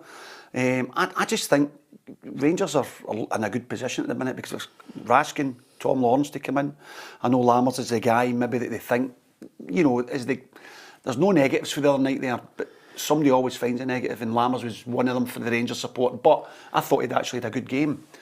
But the manager's in a good position now where he's got these guys coming back. I think Tom Lawrence for me is a starter all the time, all day long. You've just took the words right in my mouth. I think he's magnificent. Raskin as well. Raskin and Lawrence. So that's a decision where he's going to have to reassess his formation, who's going to play, and then we'll see Rangers under him because he's not got all his big players back yet. Yeah, 9 goals for Sima. Yeah, exactly, and some good ones in there as well. So 8 in a row, was it not, Peter? Yeah, it was for 6 in a row. 6 in a row. It's good going by anyone's books because even when he was playing in what I thought was a disjointed Rangers side under Michael Beale, there were still signs you thought he's got something. And suddenly with a manager and confidence. Johan and pace. Yeah, he's got pace. That causes all defences problems. Do you know what I mean? So and he's used it at times. I think you're right. Decision making at times is poor, but he's got pace and he's scored a few very good goals. If I had to put the genie out of the bottle and he said, "Look, I'm going to give you one wish as a footballer. You can be unbelievably skillful, or you can just have pace. What would you go for?" Skillful. Skillful. Modern day football. Just testing you, I've seen, and the only reason I'm saying that is because I've seen a right few duff fast players. I'm just glad you never asked me. I'd have said both. You know what I mean? I know where you're coming from. Some players that you've witnessed down through the years, if it wasn't for perimeter fencing, they'd still be running. But at the end of the day, when they've got pace, it does frighten the life out of you. You add a wee bit of technical ability, and as Sima has proved, if you can get the goals as well. We'll hear from some of the managers today in the Scottish Premiership because, of course, the 4 games that we're on, let's not forget, we've got Livingston Rangers tomorrow and Celtic against Aberdeen to talk about. We'll hear from some of the managers shortly, so keep it locked to PLZ Soccer. Always good to get your thoughts on the game, your team, how you think they're doing, what strikes you about this week in European football, and also as well, what about your team and how they're performing at the moment in the Scottish Premiership. And we'll look at the lower leagues too and get Ali's insight because it's something that he really has tapped into over the course of the season for us. So Livingston are up against it. We've already conceded that. And it looks as if Rangers, if they can keep this going and build this momentum and keep responding to Clement, makes it really tasty for 30th of December, doesn't it? It really does. And we're just talking about Sima there, how good he is in the air, how dynamic, how quick he is. I don't think Celtic's fullbacks at the minute are full of confidence. I think he'll see that as a position where they can hurt Celtic. Especially if he keeps the same formation and he doesn't have to change too much. I think Celtic have to get a bit of confidence back. They seem to be doing it domestically. European football seems to knock them. It's back to the Euros, isn't it? It's back to the break after tomorrow again. So No, I think it will be tasty, that one. But Celtic... Still a big fan of Johnstone, Ali. Yeah, I am a big fan of him. I'm not saying that, you know, I do like him. I think he's a good fullback, but I just thought he found the level too high for him the other day, as all the Celtic players did. Yeah. Because they are just against a team. Griezmann, Murat, Yeah, you know what I mean? absolutely. Yeah. I mean, they were top level, top level. Yeah, their defeats, Celtic's defeats, if you look at them, the 3 defeats that they've had, apart from obviously going out of the League Cup to Kilmarnock, the defeats that they've had have all been Feyenoord, Lazio and Atletico Madrid. And 2 of the games, I didn't think they were far away. I didn't think Celtic were far away. Well, they were beaten by a mediocre Feyenoord side. Well, the red cards in that game turned the game. You know, I mean, that was something that was ridiculous. You know, I just wonder, and by the way, it's not just me who has an opinion that, you know, obviously some people don't like, but as far as Chris Sutton even wrote this morning about the fact that Celtic fans are scunnered. I've spoken to a lot of managers and players, you know, that have connected with Celtic. They're scunnered now. They're not happy with this whole blueprint of signing ones for the future. And they're not asking for Celtic to sign 10 and 15 million pound players. They're asking to sign some players based on what they've got in the bank, based on the commitment from the supporters, sign a calibre of player that can at least get some kind of credibility in the Champions League. Whatever the plan is, it's failing. Well, it is when you look at the, you've just spoken about the result. Now, how much do you really need to spend to get a calibre of player for the Champions League? Do you know what I mean? Like, if you go and spend... Now, they have to do it. Yeah. I'm not saying just accept. They have to go and... If you spend 10 million, Ali, if you spend 10, 15, 20 million on a player, they probably want 60, 70,000 pound a week. Mm-hmm. And Celtic will not pay that. No, I don't think. But I have to say to you, I don't think they're wanting a situation where you're giving a player £67,000, 60 to 70,000 pounds a week. I think what they're looking at and saying, if your blueprint is to sign a certain calibre of player, it's not working. Mm-hmm. Because for every 1 or 2 really good ones, there are 10 picking up wages here who are not contributing. Mm-hmm. I mean, there are 10 or 11 players that you think to yourself, boy McCarthy's just been picking up, he's never kicked a ball. Listen, Liam Scales has done really well. Yeah. He's done well. But he was probably going back to Aberdeen on loan. Yeah, and he's now he's playing. Yeah, but look at this. You've Lager Bielka, Nat Phillips, Anthony Ralston's a great backup. Welsh, maybe. People thought he was going to leave in the summer. Okay. Turnbull, Home, Iwata, Yang, O, James Forrest, Mikey Johnson. That's your bench. So, and then there's more who are not even in the squad who are taking up wages. The policy is not working, Ali. Well, the policy was to bring in these 2 guys, Labielka and Rocky, 2 centre backs, because when the big Swede left, they had to fill that position, you know. And then Carter Vickers gets injured. They 2 guys come in and didn't do well at all. They didn't play well.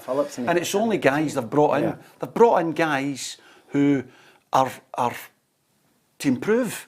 Well, the Celtic fans don't want to see 6, 7, 8, 9 games with results not going their way to improve. They want an instant reaction for some of these guys, Peter, and I totally understand that.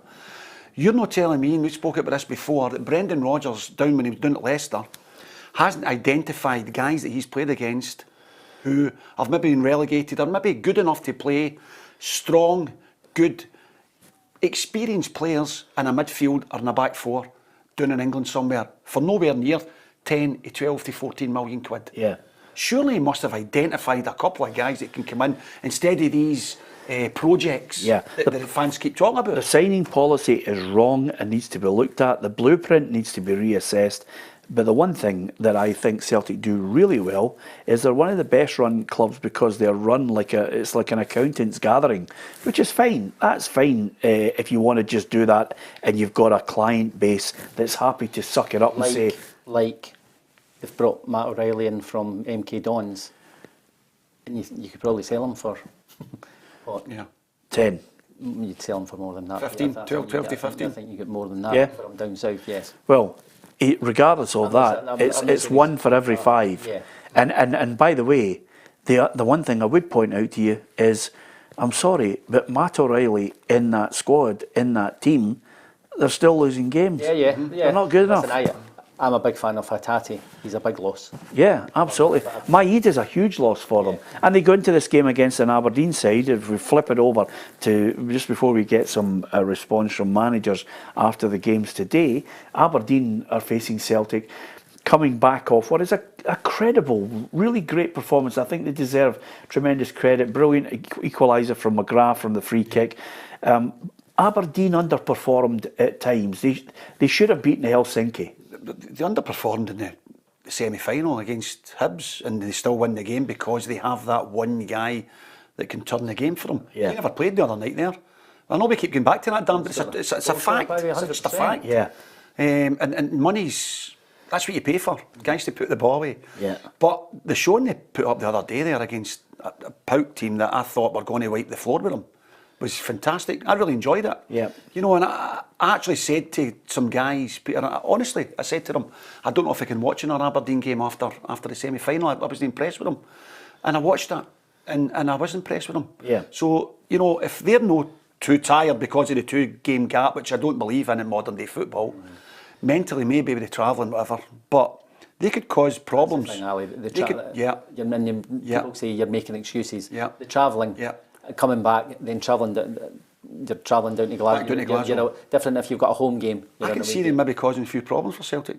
2 wins and 7, Ali. And of course there were grumblings. He came in and obviously Barry Robson got the job on a permanent basis.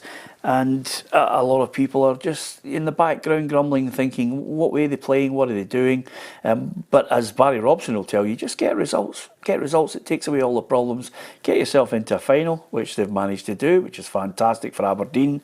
And then just win games by hook or by crook. And they've managed to do that over the last 3 games, suddenly defeating Motherwell and Hibs, and then a really good performance against Salonika. Sometimes it just takes that little moment when you can start to get a bit of momentum, and they'll need that against Celtic. And as Ali mentioned there, can they go there and believe?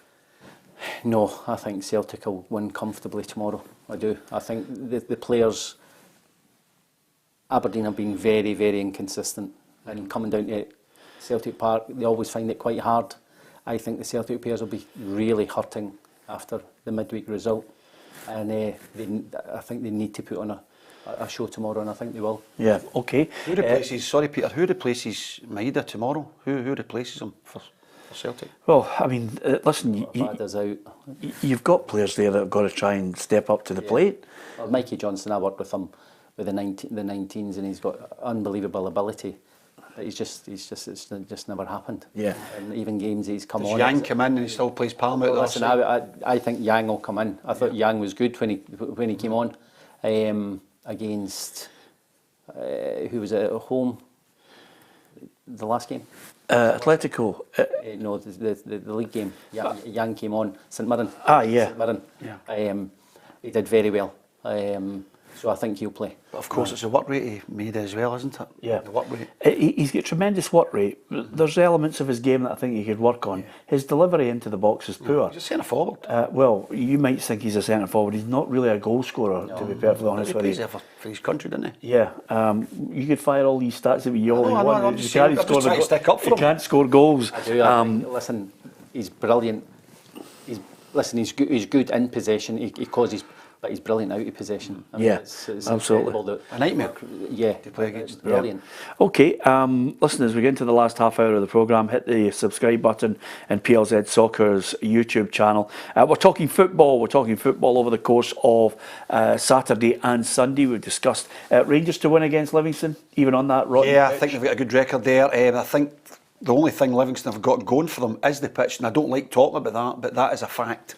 But I can see Rangers winning comfortably. Yeah, you've heard reports from our team out at the grounds.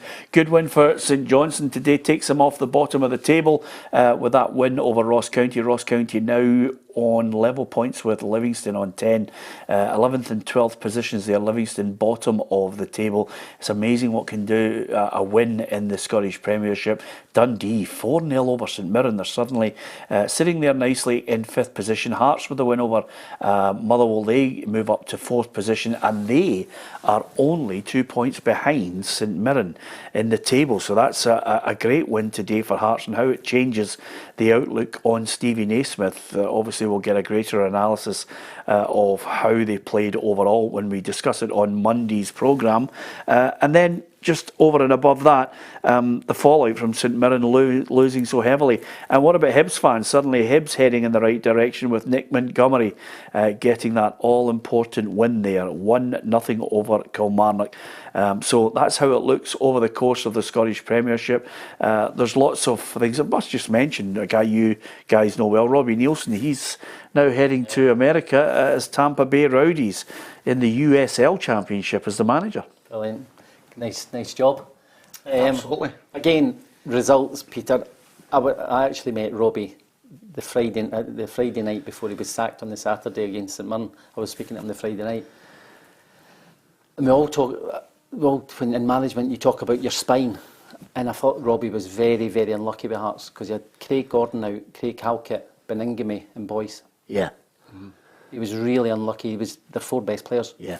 I always felt though that the Hearts fans were waiting to get at him. Yeah, I think so. I think they were. They didn't really take to Robbie. But I did. Now you just have to get on with it, and he's brought other players in. They had a big squad. But I felt a bit for Robbie when you look at those 4 players that were out injured. Yeah, absolutely. But you just look at the other side now, and he's there.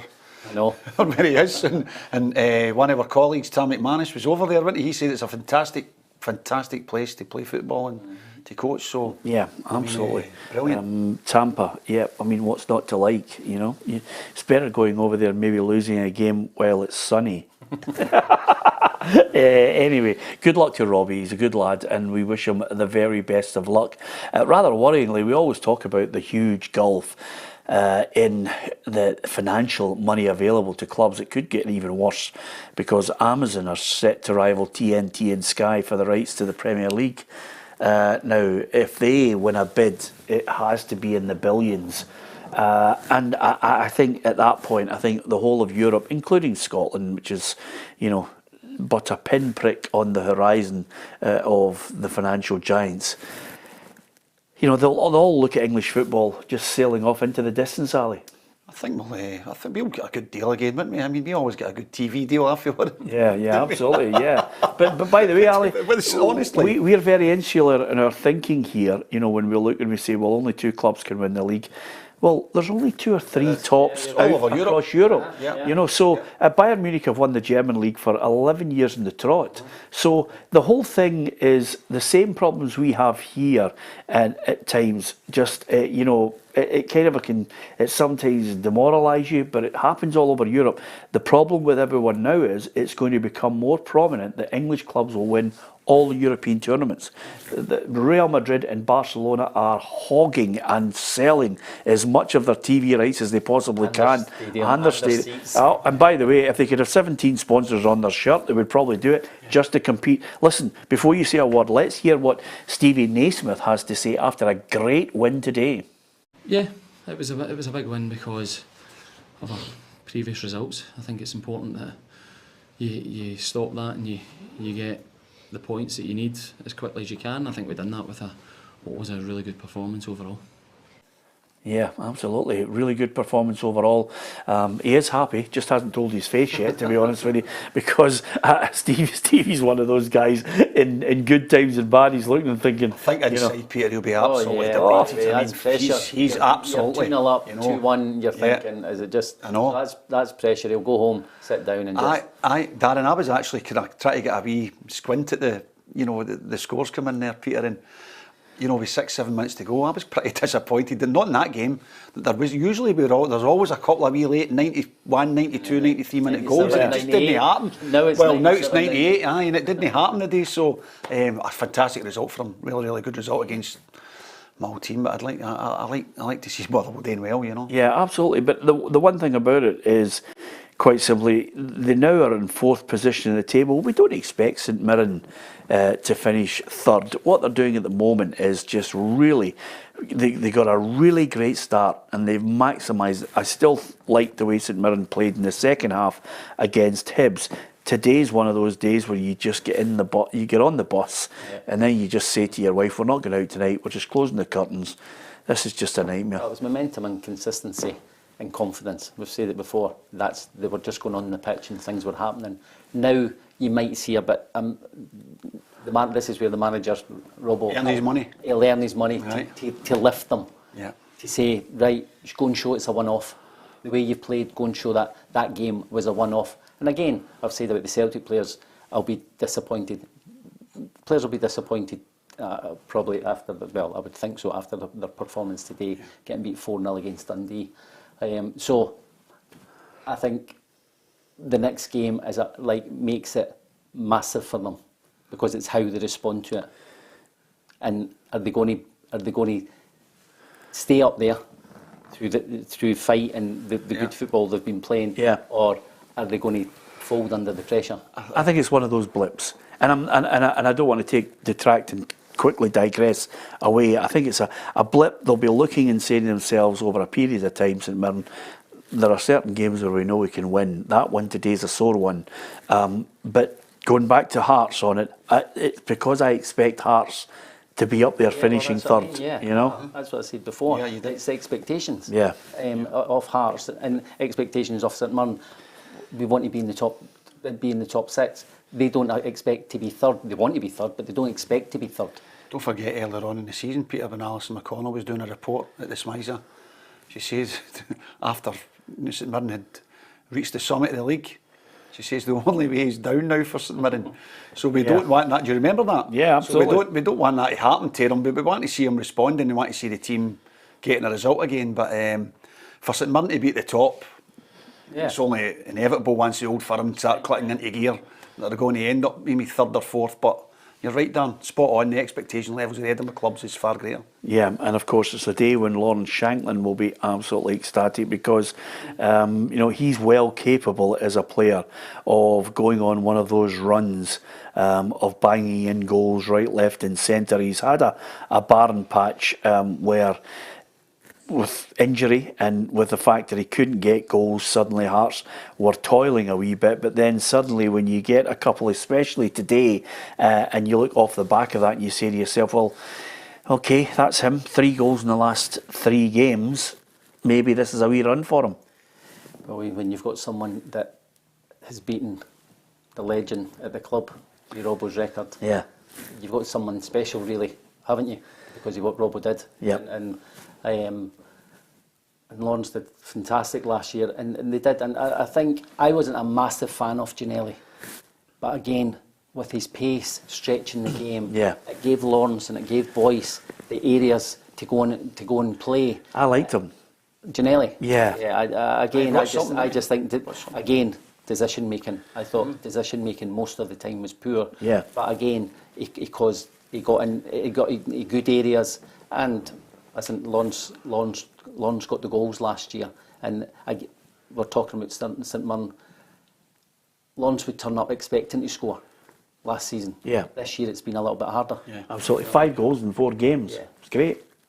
I think he's got his mojo back. You know, I've always liked his him. movement in the box is brilliant. Just take half a yard. Half a yard is in there. And Hearts are now up in 4th position, and I think maybe that just takes a wee bit of the heat off Stephen Naismith. We've just heard from him there, happy with the overall performance. So that certainly augurs well for the future because it's suddenly, if you can get the wins, unless somebody, I'm trying to think of the last manager who just consistently getting wins, and then somebody says, we're not happy with the way we're winning. I've yet to hear that, have you? Especially in this league. You just keep winning games. Nobody cares about the way you play. Of course, everyone's talking, we've all said computers, philosophies and all that. That's what chairmans and boards want to see, winning football. Football matches. Fans especially. And yes, you want to play, you want to try and get the way you want to play, and everyone wants to play out for the back now and play football. But when you're going through a difficult time, win games. Yeah, absolutely. We were speaking about that the other day there, where the keeper would maybe suck somebody in, they get the ball back, he plays the ball into a midfielder who plays it wide, it's down the wing, it's across, it's a diving header. That's a fantastic goal. Yeah. It doesn't need to be 72 passes. Well, there's many ways to win a game, and I think, sometimes I think we've been caught up in this, football purist. We want to see tiki-taka, we want to see, triangles and everybody scoring the ultimate goal without having to launch it up to the big striker. I've seen more goals against with trying that than I have for. I've seen loads more. But the ratio is amazing. It must be a way sitting higher than 80. The percentage of playing it out from the back, going up the pitch and scoring is relatively very low. Yeah, absolutely. Yeah, absolutely. Yeah. Well, it goes back to what we were talking about it in midweek there. I think we were in here and I was talking to Neil Lennon about it. Was the chap from Marcello Lippi at a managers gathering at Largs, and they said, "What's your style of football?" And he says, "It depends on what players I have available. Oh, absolutely. If I've got a big number 9, I'm launching it." White feather. Yeah, absolutely. And that's exactly the way you look at it. It depends on what you've got at your disposal. The big man talking about big dunk earlier. Yeah. Imagine not having wingers and putting balls in the box. Yeah. You know what I mean? Yeah, absolutely. You play to the strengths. And now, as you said, and I think that's the good thing about it today, when we're looking at the results overall, you play to the strengths. Hearts have played to the strengths of Lawrence Shankland. He's been in there, he's scored 2 goals, they've got their 3 points and they're ecstatic. And of course, if you're not a striker and you're scoring goals, what does Josh Campbell feel like? He must be thinking, what a week I've had. If I was Josh Campbell, I'd go out tonight, he'd probably win the disco final tonight and dance off. He's got Nick something to think about, hasn't he, where he's going to play him or can he fit into the team, because he's a good finisher. Last season as well, I think he scored a cracker for the edge of the box against Rangers, didn't he? So plenty of composure, and he just fits into that role. But you're right, it depends if the manager plays that style of football. Well, if he has a system to play, it's hard to fit him into the two in the middle of the pitch. Totally agree, but being an attacking team, there's always room for a guy that can put the ball away. Yeah, absolutely. And Matt McGinley. yeah, there's a name. Yeah, absolutely. I haven't heard that name for ages. Yeah, no, brilliant. I meet Pat at the odd gathering. He was a good player, wasn't he? Brilliant. Yeah. Got goals from midfield. Yep, absolutely. Every season. Yeah, so Josh Campbell has scored, and that will be a huge boost to Nick Montgomery, because you come in, you want to make an impression. I mean, I was at a function with him last week and he pitched up after that semi-final defeat, and I thought, fair play to you. He pitched up in front of the Hibs fans, desperately wanting to give them the win, but also saying, by the way, I like playing 4-4-2. I'm not going to move on that. I want to play attacking football. Listen, he looks a sensible guy. Yeah. I don't know him. But he'll have looked at the managers and how long they've been given. Do you know what I mean? And if you're not winning games, they're not going to sack him right away. But if you're not winning games, it puts you under more pressure. Each game goes on, the pressure builds from inside and from the fans. So he'll be delighted with the result. Yeah, absolutely. We did get through the dinner. I didn't want to ask him if he'd do the raffle. I wasn't sure if he was going to be there, Darren, because it's such an erratic club at times. But nevertheless, he's there. He's got a win, and brilliant for him as well. Superb. 1-0 win for the High Bees in that match against a Kilmarnock side that had 3 wins out of 4. So it was a big test for them against Derek McInnes' side. Yeah, Derek's been doing well. Kilmarnock been doing really well this season. A bit inconsistent sometimes, but they've got a good centre forward as well who can bang in the goals. I do like him. Do you? He's a bit robust and he puts himself about. Yeah. And they've been, for a change, they've been quite enjoyable to watch, Kilmarnock. I think they're quite dynamic. They like to go forward as well. So that's a big result. It really is a massive result, because Kilmarnock have been doing really well this season. Yeah, absolutely. And I think Derek was slightly miffed that they just lost out on that. And as I look at their side at the moment with Dennis, Wright, Mayo, Finlay, Dees, Lyons, Armstrong, Donnelly, Watson, Watkins and Polworth was their starting line. It's amazing what can happen if Vassell is that type of guy where he puts himself about and he can get a header in, as he proved the other week there. Yeah, listen, I probably sound like a broken record, but they started the season well. It's confidence again. Yeah. Do you know what I mean? They've the way they've played, they've got Deasy and Mayo, who are both had at 19s, really playing. Mayo played more in the Premier League last year, but these first time and they did brilliant, did really well. But again, when you've got a striker that you can rely on. Experience can as hold- well, good experience. Yeah. The big, for me, see if you've got a striker can hold the ball up, can link the play. That means your defence can get out. It means your midfield can get up and support you. If the ball, it's like you're talking midweek with Celtic. See when you put the defenders are just clearing the ball just to get away. It just becomes waves of attack.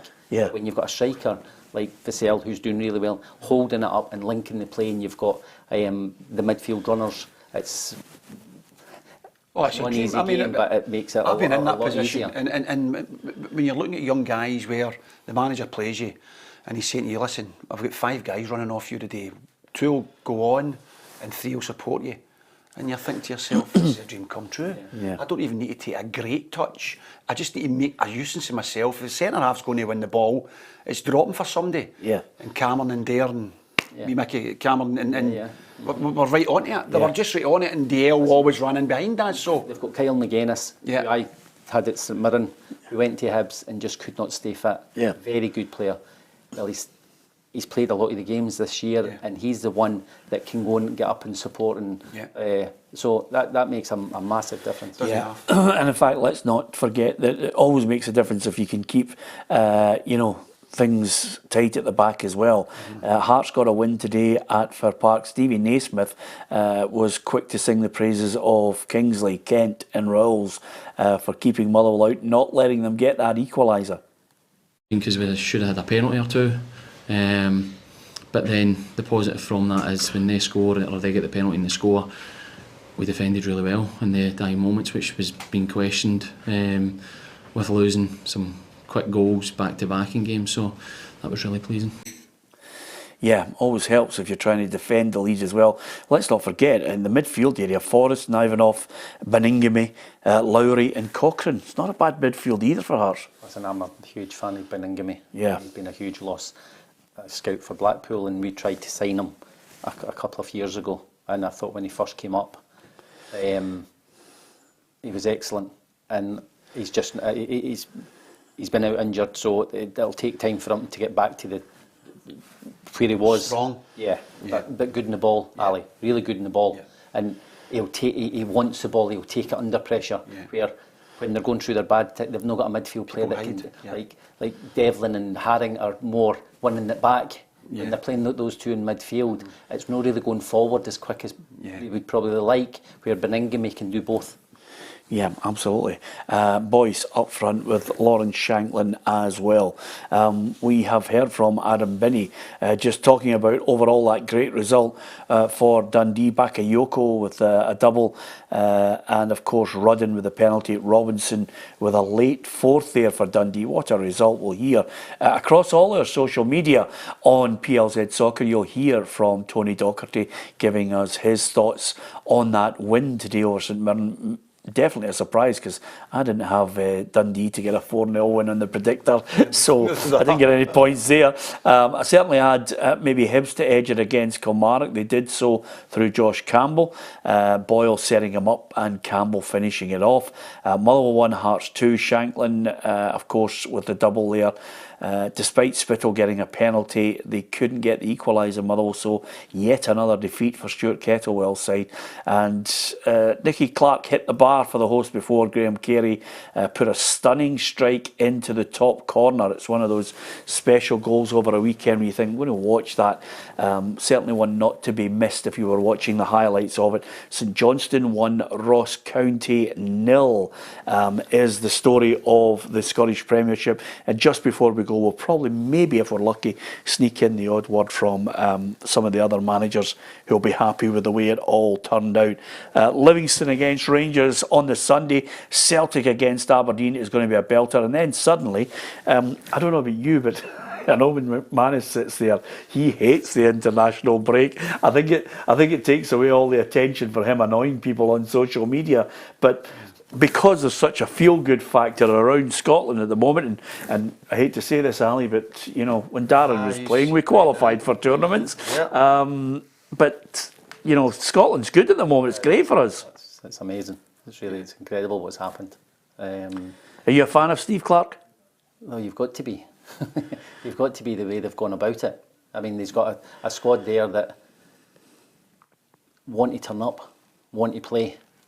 And it just, I mean, there's loads of them. The McGinns and Robertsons and Tierneys, and I mean, I've always been, I had Billy Gilmore with the Scotland 19s, always been a massive fan.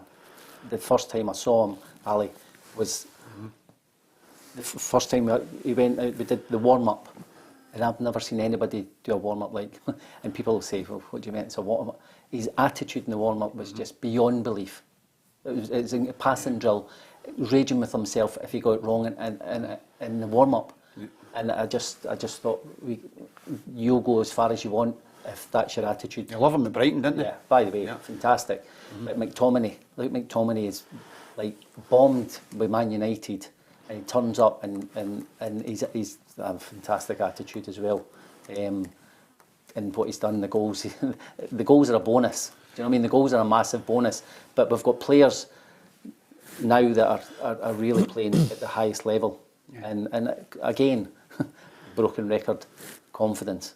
They're turning up expecting to win now. Yeah, McTominay's been a real surprise though, because the goals he scored. I mean, I didn't have him down to some of the finishes. I mean, listen, that's when maybe you're talking about Steve Clark. Yeah. Just playing a wee bit further forward. They're kind of playing the box with Billy and McGregor, and then you've got McGinn and McTominay. Do you know what I mean? So I think it was a case of play McTominay anywhere till we finally find somewhere when he's going to score the goals and be a revelation, and he has been a revelation. Yeah, absolutely. And of course, from our point of view, you know, fantastic. European Championships, it's just great. Well, definitely. PLZ have gone all right. The only problem I've got is at the minute I thought, well, Germany were off and running. Tam McManus sent me a picture of a luxury bus with 13 beds in it, and I thought, I don't think that would be really a good idea. One of those luxury tour buses, you know. It's a Spinal Tap moment, Darren. You know, I like you, but I really don't want to hang about with you non-stop, you know. I think the problem is the 29.99 flights are now 369 because there's that many people want to go. You could actually be in that situation where you have to box clever and think, how can you get there cheaply, get your tickets and still have a right good time without spending a fortune. But the Tartan Army seem to have a way of doing it. Absolutely, I don't know. They're everywhere. They're just everywhere, Dan. Wherever, they're in the pubs, they're there. And you say to yourself, how can the guys afford to do that? It's amazing. Yeah. And it's a finest sight for me, being a Scotsman, same as yourself, you played. It's brilliant seeing them over there enjoying themselves. It's brilliant. I think there's going to be a wee bit of reality check over the next couple of games as well because of the players that are out. Yeah. I mean, now I'm not saying they're not going to win them. They go to Georgia, hopefully win. Norway. And Angus Gunn has done incredibly well. Great. But I think Steve must wish that Craig Gordon comes back. Yeah. I think we need 3 good goalkeepers. Well, Gunn will be number 1, surely. Yes, Gunn will be number 1. But Gunn will be number 1 if Craig comes back and shows the form that Craig shows. Craig's our best keeper. Do you think he could replace him? Well, I'm not right now. No. Yeah. Do you know? But I just think Craig could be massive for us. Yeah, it's an interesting one. I mean, I honestly, it's not something that we haven't heard because Ruffy mentioned the fact that suddenly you're in a situation where Xander Clark suddenly looks and goes, I'm not even guaranteed to go, because that's the way it could all pan out for us. I think the last couple of weeks domestically, a couple of guys that are in that squad have not the best of times either. I think Stevie got to look at that. He's got to look at the goalkeeper's form. I think if Craig gets back and maybe manages to get playing a couple of games or whatever. Yeah. He's close. Yeah. So he's got 5 months. Yeah. Do you know what I I mean? So it's not experience would be vital, massive. I mean, absolutely vital. But I like to see the other boys get a chance as well, Peter. Yeah, absolutely. Let's hear from Stuart Kettlewell, the Motherwell manager, after that close defeat against Hearts at home today. And it starts to look poor now because you put a run of defeats, a couple of draws in there, but you start to piece all that together in the one spell, and that's where people ask questions. I get it, understand it, accept it, but I do genuinely believe we have the people, and I do believe that we have a formula that will sort of arrest this form that we find ourselves in. I think Stuart Kettlewell just needs to stay calm. This is one of those moments where sometimes if you have supporters on a board, you can suffer from knee-jerk on issues like this. Just stay calm. This is a long marathon, the Scottish Premiership. I don't think he has to stay calm. I think it's the board that probably have to Yeah, stay calm. absolutely. If they believe in him and they trust him, and they saw last year what they did, and they're just going through a bit of a bad spell just now. So it's not him that has to stay calm. I think it's the board that. Totally agree. I think if you look at their league position, I think they're still there or thereabouts where they can get a couple of wins and maybe move up the table again. I think the international break will be coming at the right time for them. Yeah, absolutely. Managers having to explain away defeats. I don't know how Stephen Robinson explains it away. I'd like to hear that in a few. I mean, it's a 4-0. He's been used to doing that. I mean, he's coming out and speaking entirely different to the press, what he's been used to doing. Yeah, how well they've been doing. There is a moment when it's a reality check. Sometimes you can buy into the hype and all the plaudits that have been coming your way, and then suddenly, boom. See, managers like Kettlewell, I'll be St Johnstone have sacked their manager, and they've had a wee bounce today from Craig. Now that we'll see what happens over the next couple of games. Are they thinking? Is that what the board might think, that they bring someone else in and they get a bounce? Yeah. Do you know what I mean? So that'll be a worry as well. Yeah, I don't think there's anything like that on the cards at the moment. But Alison, as ever, Alison McConnell joins us. Alison, Stuart Kettlewell probably on a complete downer there, because this run of results is not good. Were they worthy of anything other than the defeat today? Were Stevie Naismith's side, well worthy of their win? Yeah, the short answer to that is I thought Hearts were the winners. I think it's been the story of recent weeks. I think once Motherwell go a couple of goals down, they start to play, but by that point they're chasing the game, they're already down and out. I thought Hearts thoroughly dominated the opening half. I thought they came back out done the same in the second period, and I think Motherwell didn't deserve to take anything. I think that's the long and the short of it. For Hearts, before you go, Ali, a word for Stevie Naismith. He's taken a bit of flack this week. What was the overall performance like? Was it good, or was it just get the win at all costs? I think it was a bit of both. I think he'll be pleased with the performance. I think Theo Beard had an effort very early on for Motherwell, and I think if that had gone in, it might have been a different game. But Hearts took a grip of the game. I think they dominated more or less the bulk of the game until the very sort of last 10 minutes or so. And yeah, I think it was a strong performance from Hearts. Warren Shankland played well. It's 5 goals in 5 games for him, and yeah, I think it's a big win for Hearts today. Thanks to Alison McConnell there, just giving us a little insight into both managers and the psychology of it, because there will be a different reaction to the result there, certainly from the Motherwell fans. I think you're right, Darren. Just listening to Alison there talking about it, it's about the board, it's about the fans staying calm, and of course taking into context the bigger picture here, Ali. As I look at the bottom of the table, you've got a situation where Livingston are there, St Johnstone are in the mix, Ross County are in the mix. St Johnstone are on the up, obviously. Ross County won't go down without a fight. Quite interesting how the last few games Motherwell seem to lose goals before they try and respond. I think that's a problem, Dan. I think they don't seem to go ahead in games. They seem to come back into the games well, so I think Stuart needs to try and address that, because they seem to be losing goals too easily. Yeah, and of course he'll be looking, Darren, and saying to himself, okay, we've lost the game, we're on a poor run, our fortunes have to change, there's a wee international break to work on it, and then all of a sudden, he needs Celtic like a hole in the head, but that's up, and then it's Dundee, Ross County, St Johnstone, St Mirren. There's a wee run of games. They're all hard, Peter. When you're not winning games, they're all hard, and especially he'll probably be happy with the international break, where Stephen Naismith will not be. They've won a game. Yeah. They'll want to play midweek. But listen, they'll all have time to settle down. Stevie Robinson, he's got 2 weeks to look at and why that happened.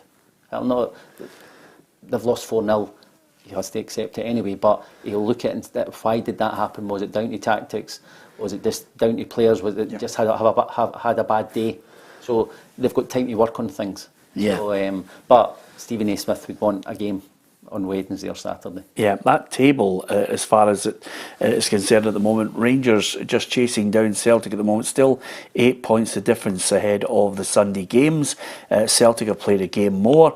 Then St Mirren just 2 points ahead of Hearts in that chasing pack, alongside Dundee, who got a great win today, and then Kilmarnock followed by Hibs in 7th position on 15 points. Then you go back to Aberdeen on 12 with Motherwell, and then it's 11 for St Johnstone, and then 10 for Ross County and Livingston, which is absolutely incredible at the bottom end. It's really, really tight as far as the bottom of the SPL is concerned in the Premiership as well. So I'm looking and saying to myself in the last couple of seconds, wouldn't it be great if we managed to get Adam Binney just to reflect on that and what's happening up at Dundee.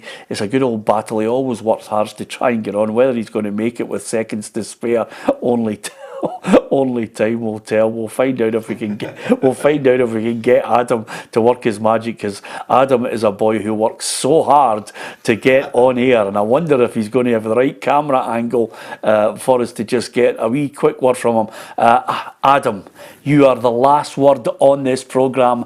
As always, it's a part of your contract you demand. What about Dundee today? Yeah, they were brilliant, Peter, and as you said, same rules apply here as they do in the office. I had to get the last word in before we go. We've had the fight with the lack of light outside at Dens Park just now, forgetting now that the clocks have changed. It's absolutely pitch black. So I've had to run back inside and set the equipment up, but Dundee were absolutely fantastic today. 4 goals from 3 different strikers.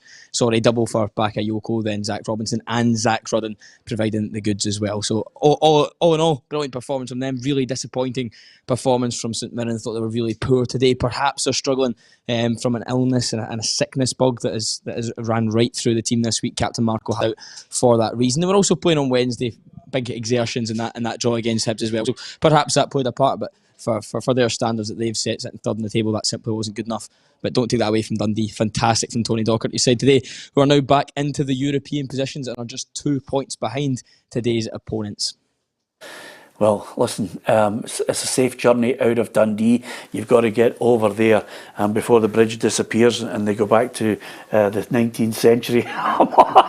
So, thanks to Adam. I knew he was going to get the last word in. I'm only kidding for my mates in Dundee who'll absolutely cane me for it. But nevertheless, great win for Tony Docherty. That's the story of the day in the Scottish Premiership. It was great to have the company of Darren and Ali here. Hopefully you enjoyed our coverage. Let's not forget, you can join us on Monday where Neil Lennon will be in here chatting alongside Ruffy, and Tam McManus will be back with us to discuss the weekend's Premiership results, including Sunday, which is Livingston Rangers and Celtic against Aberdeen. But from all our reporters and our backroom team there working away, Callum and Blair, and from all our team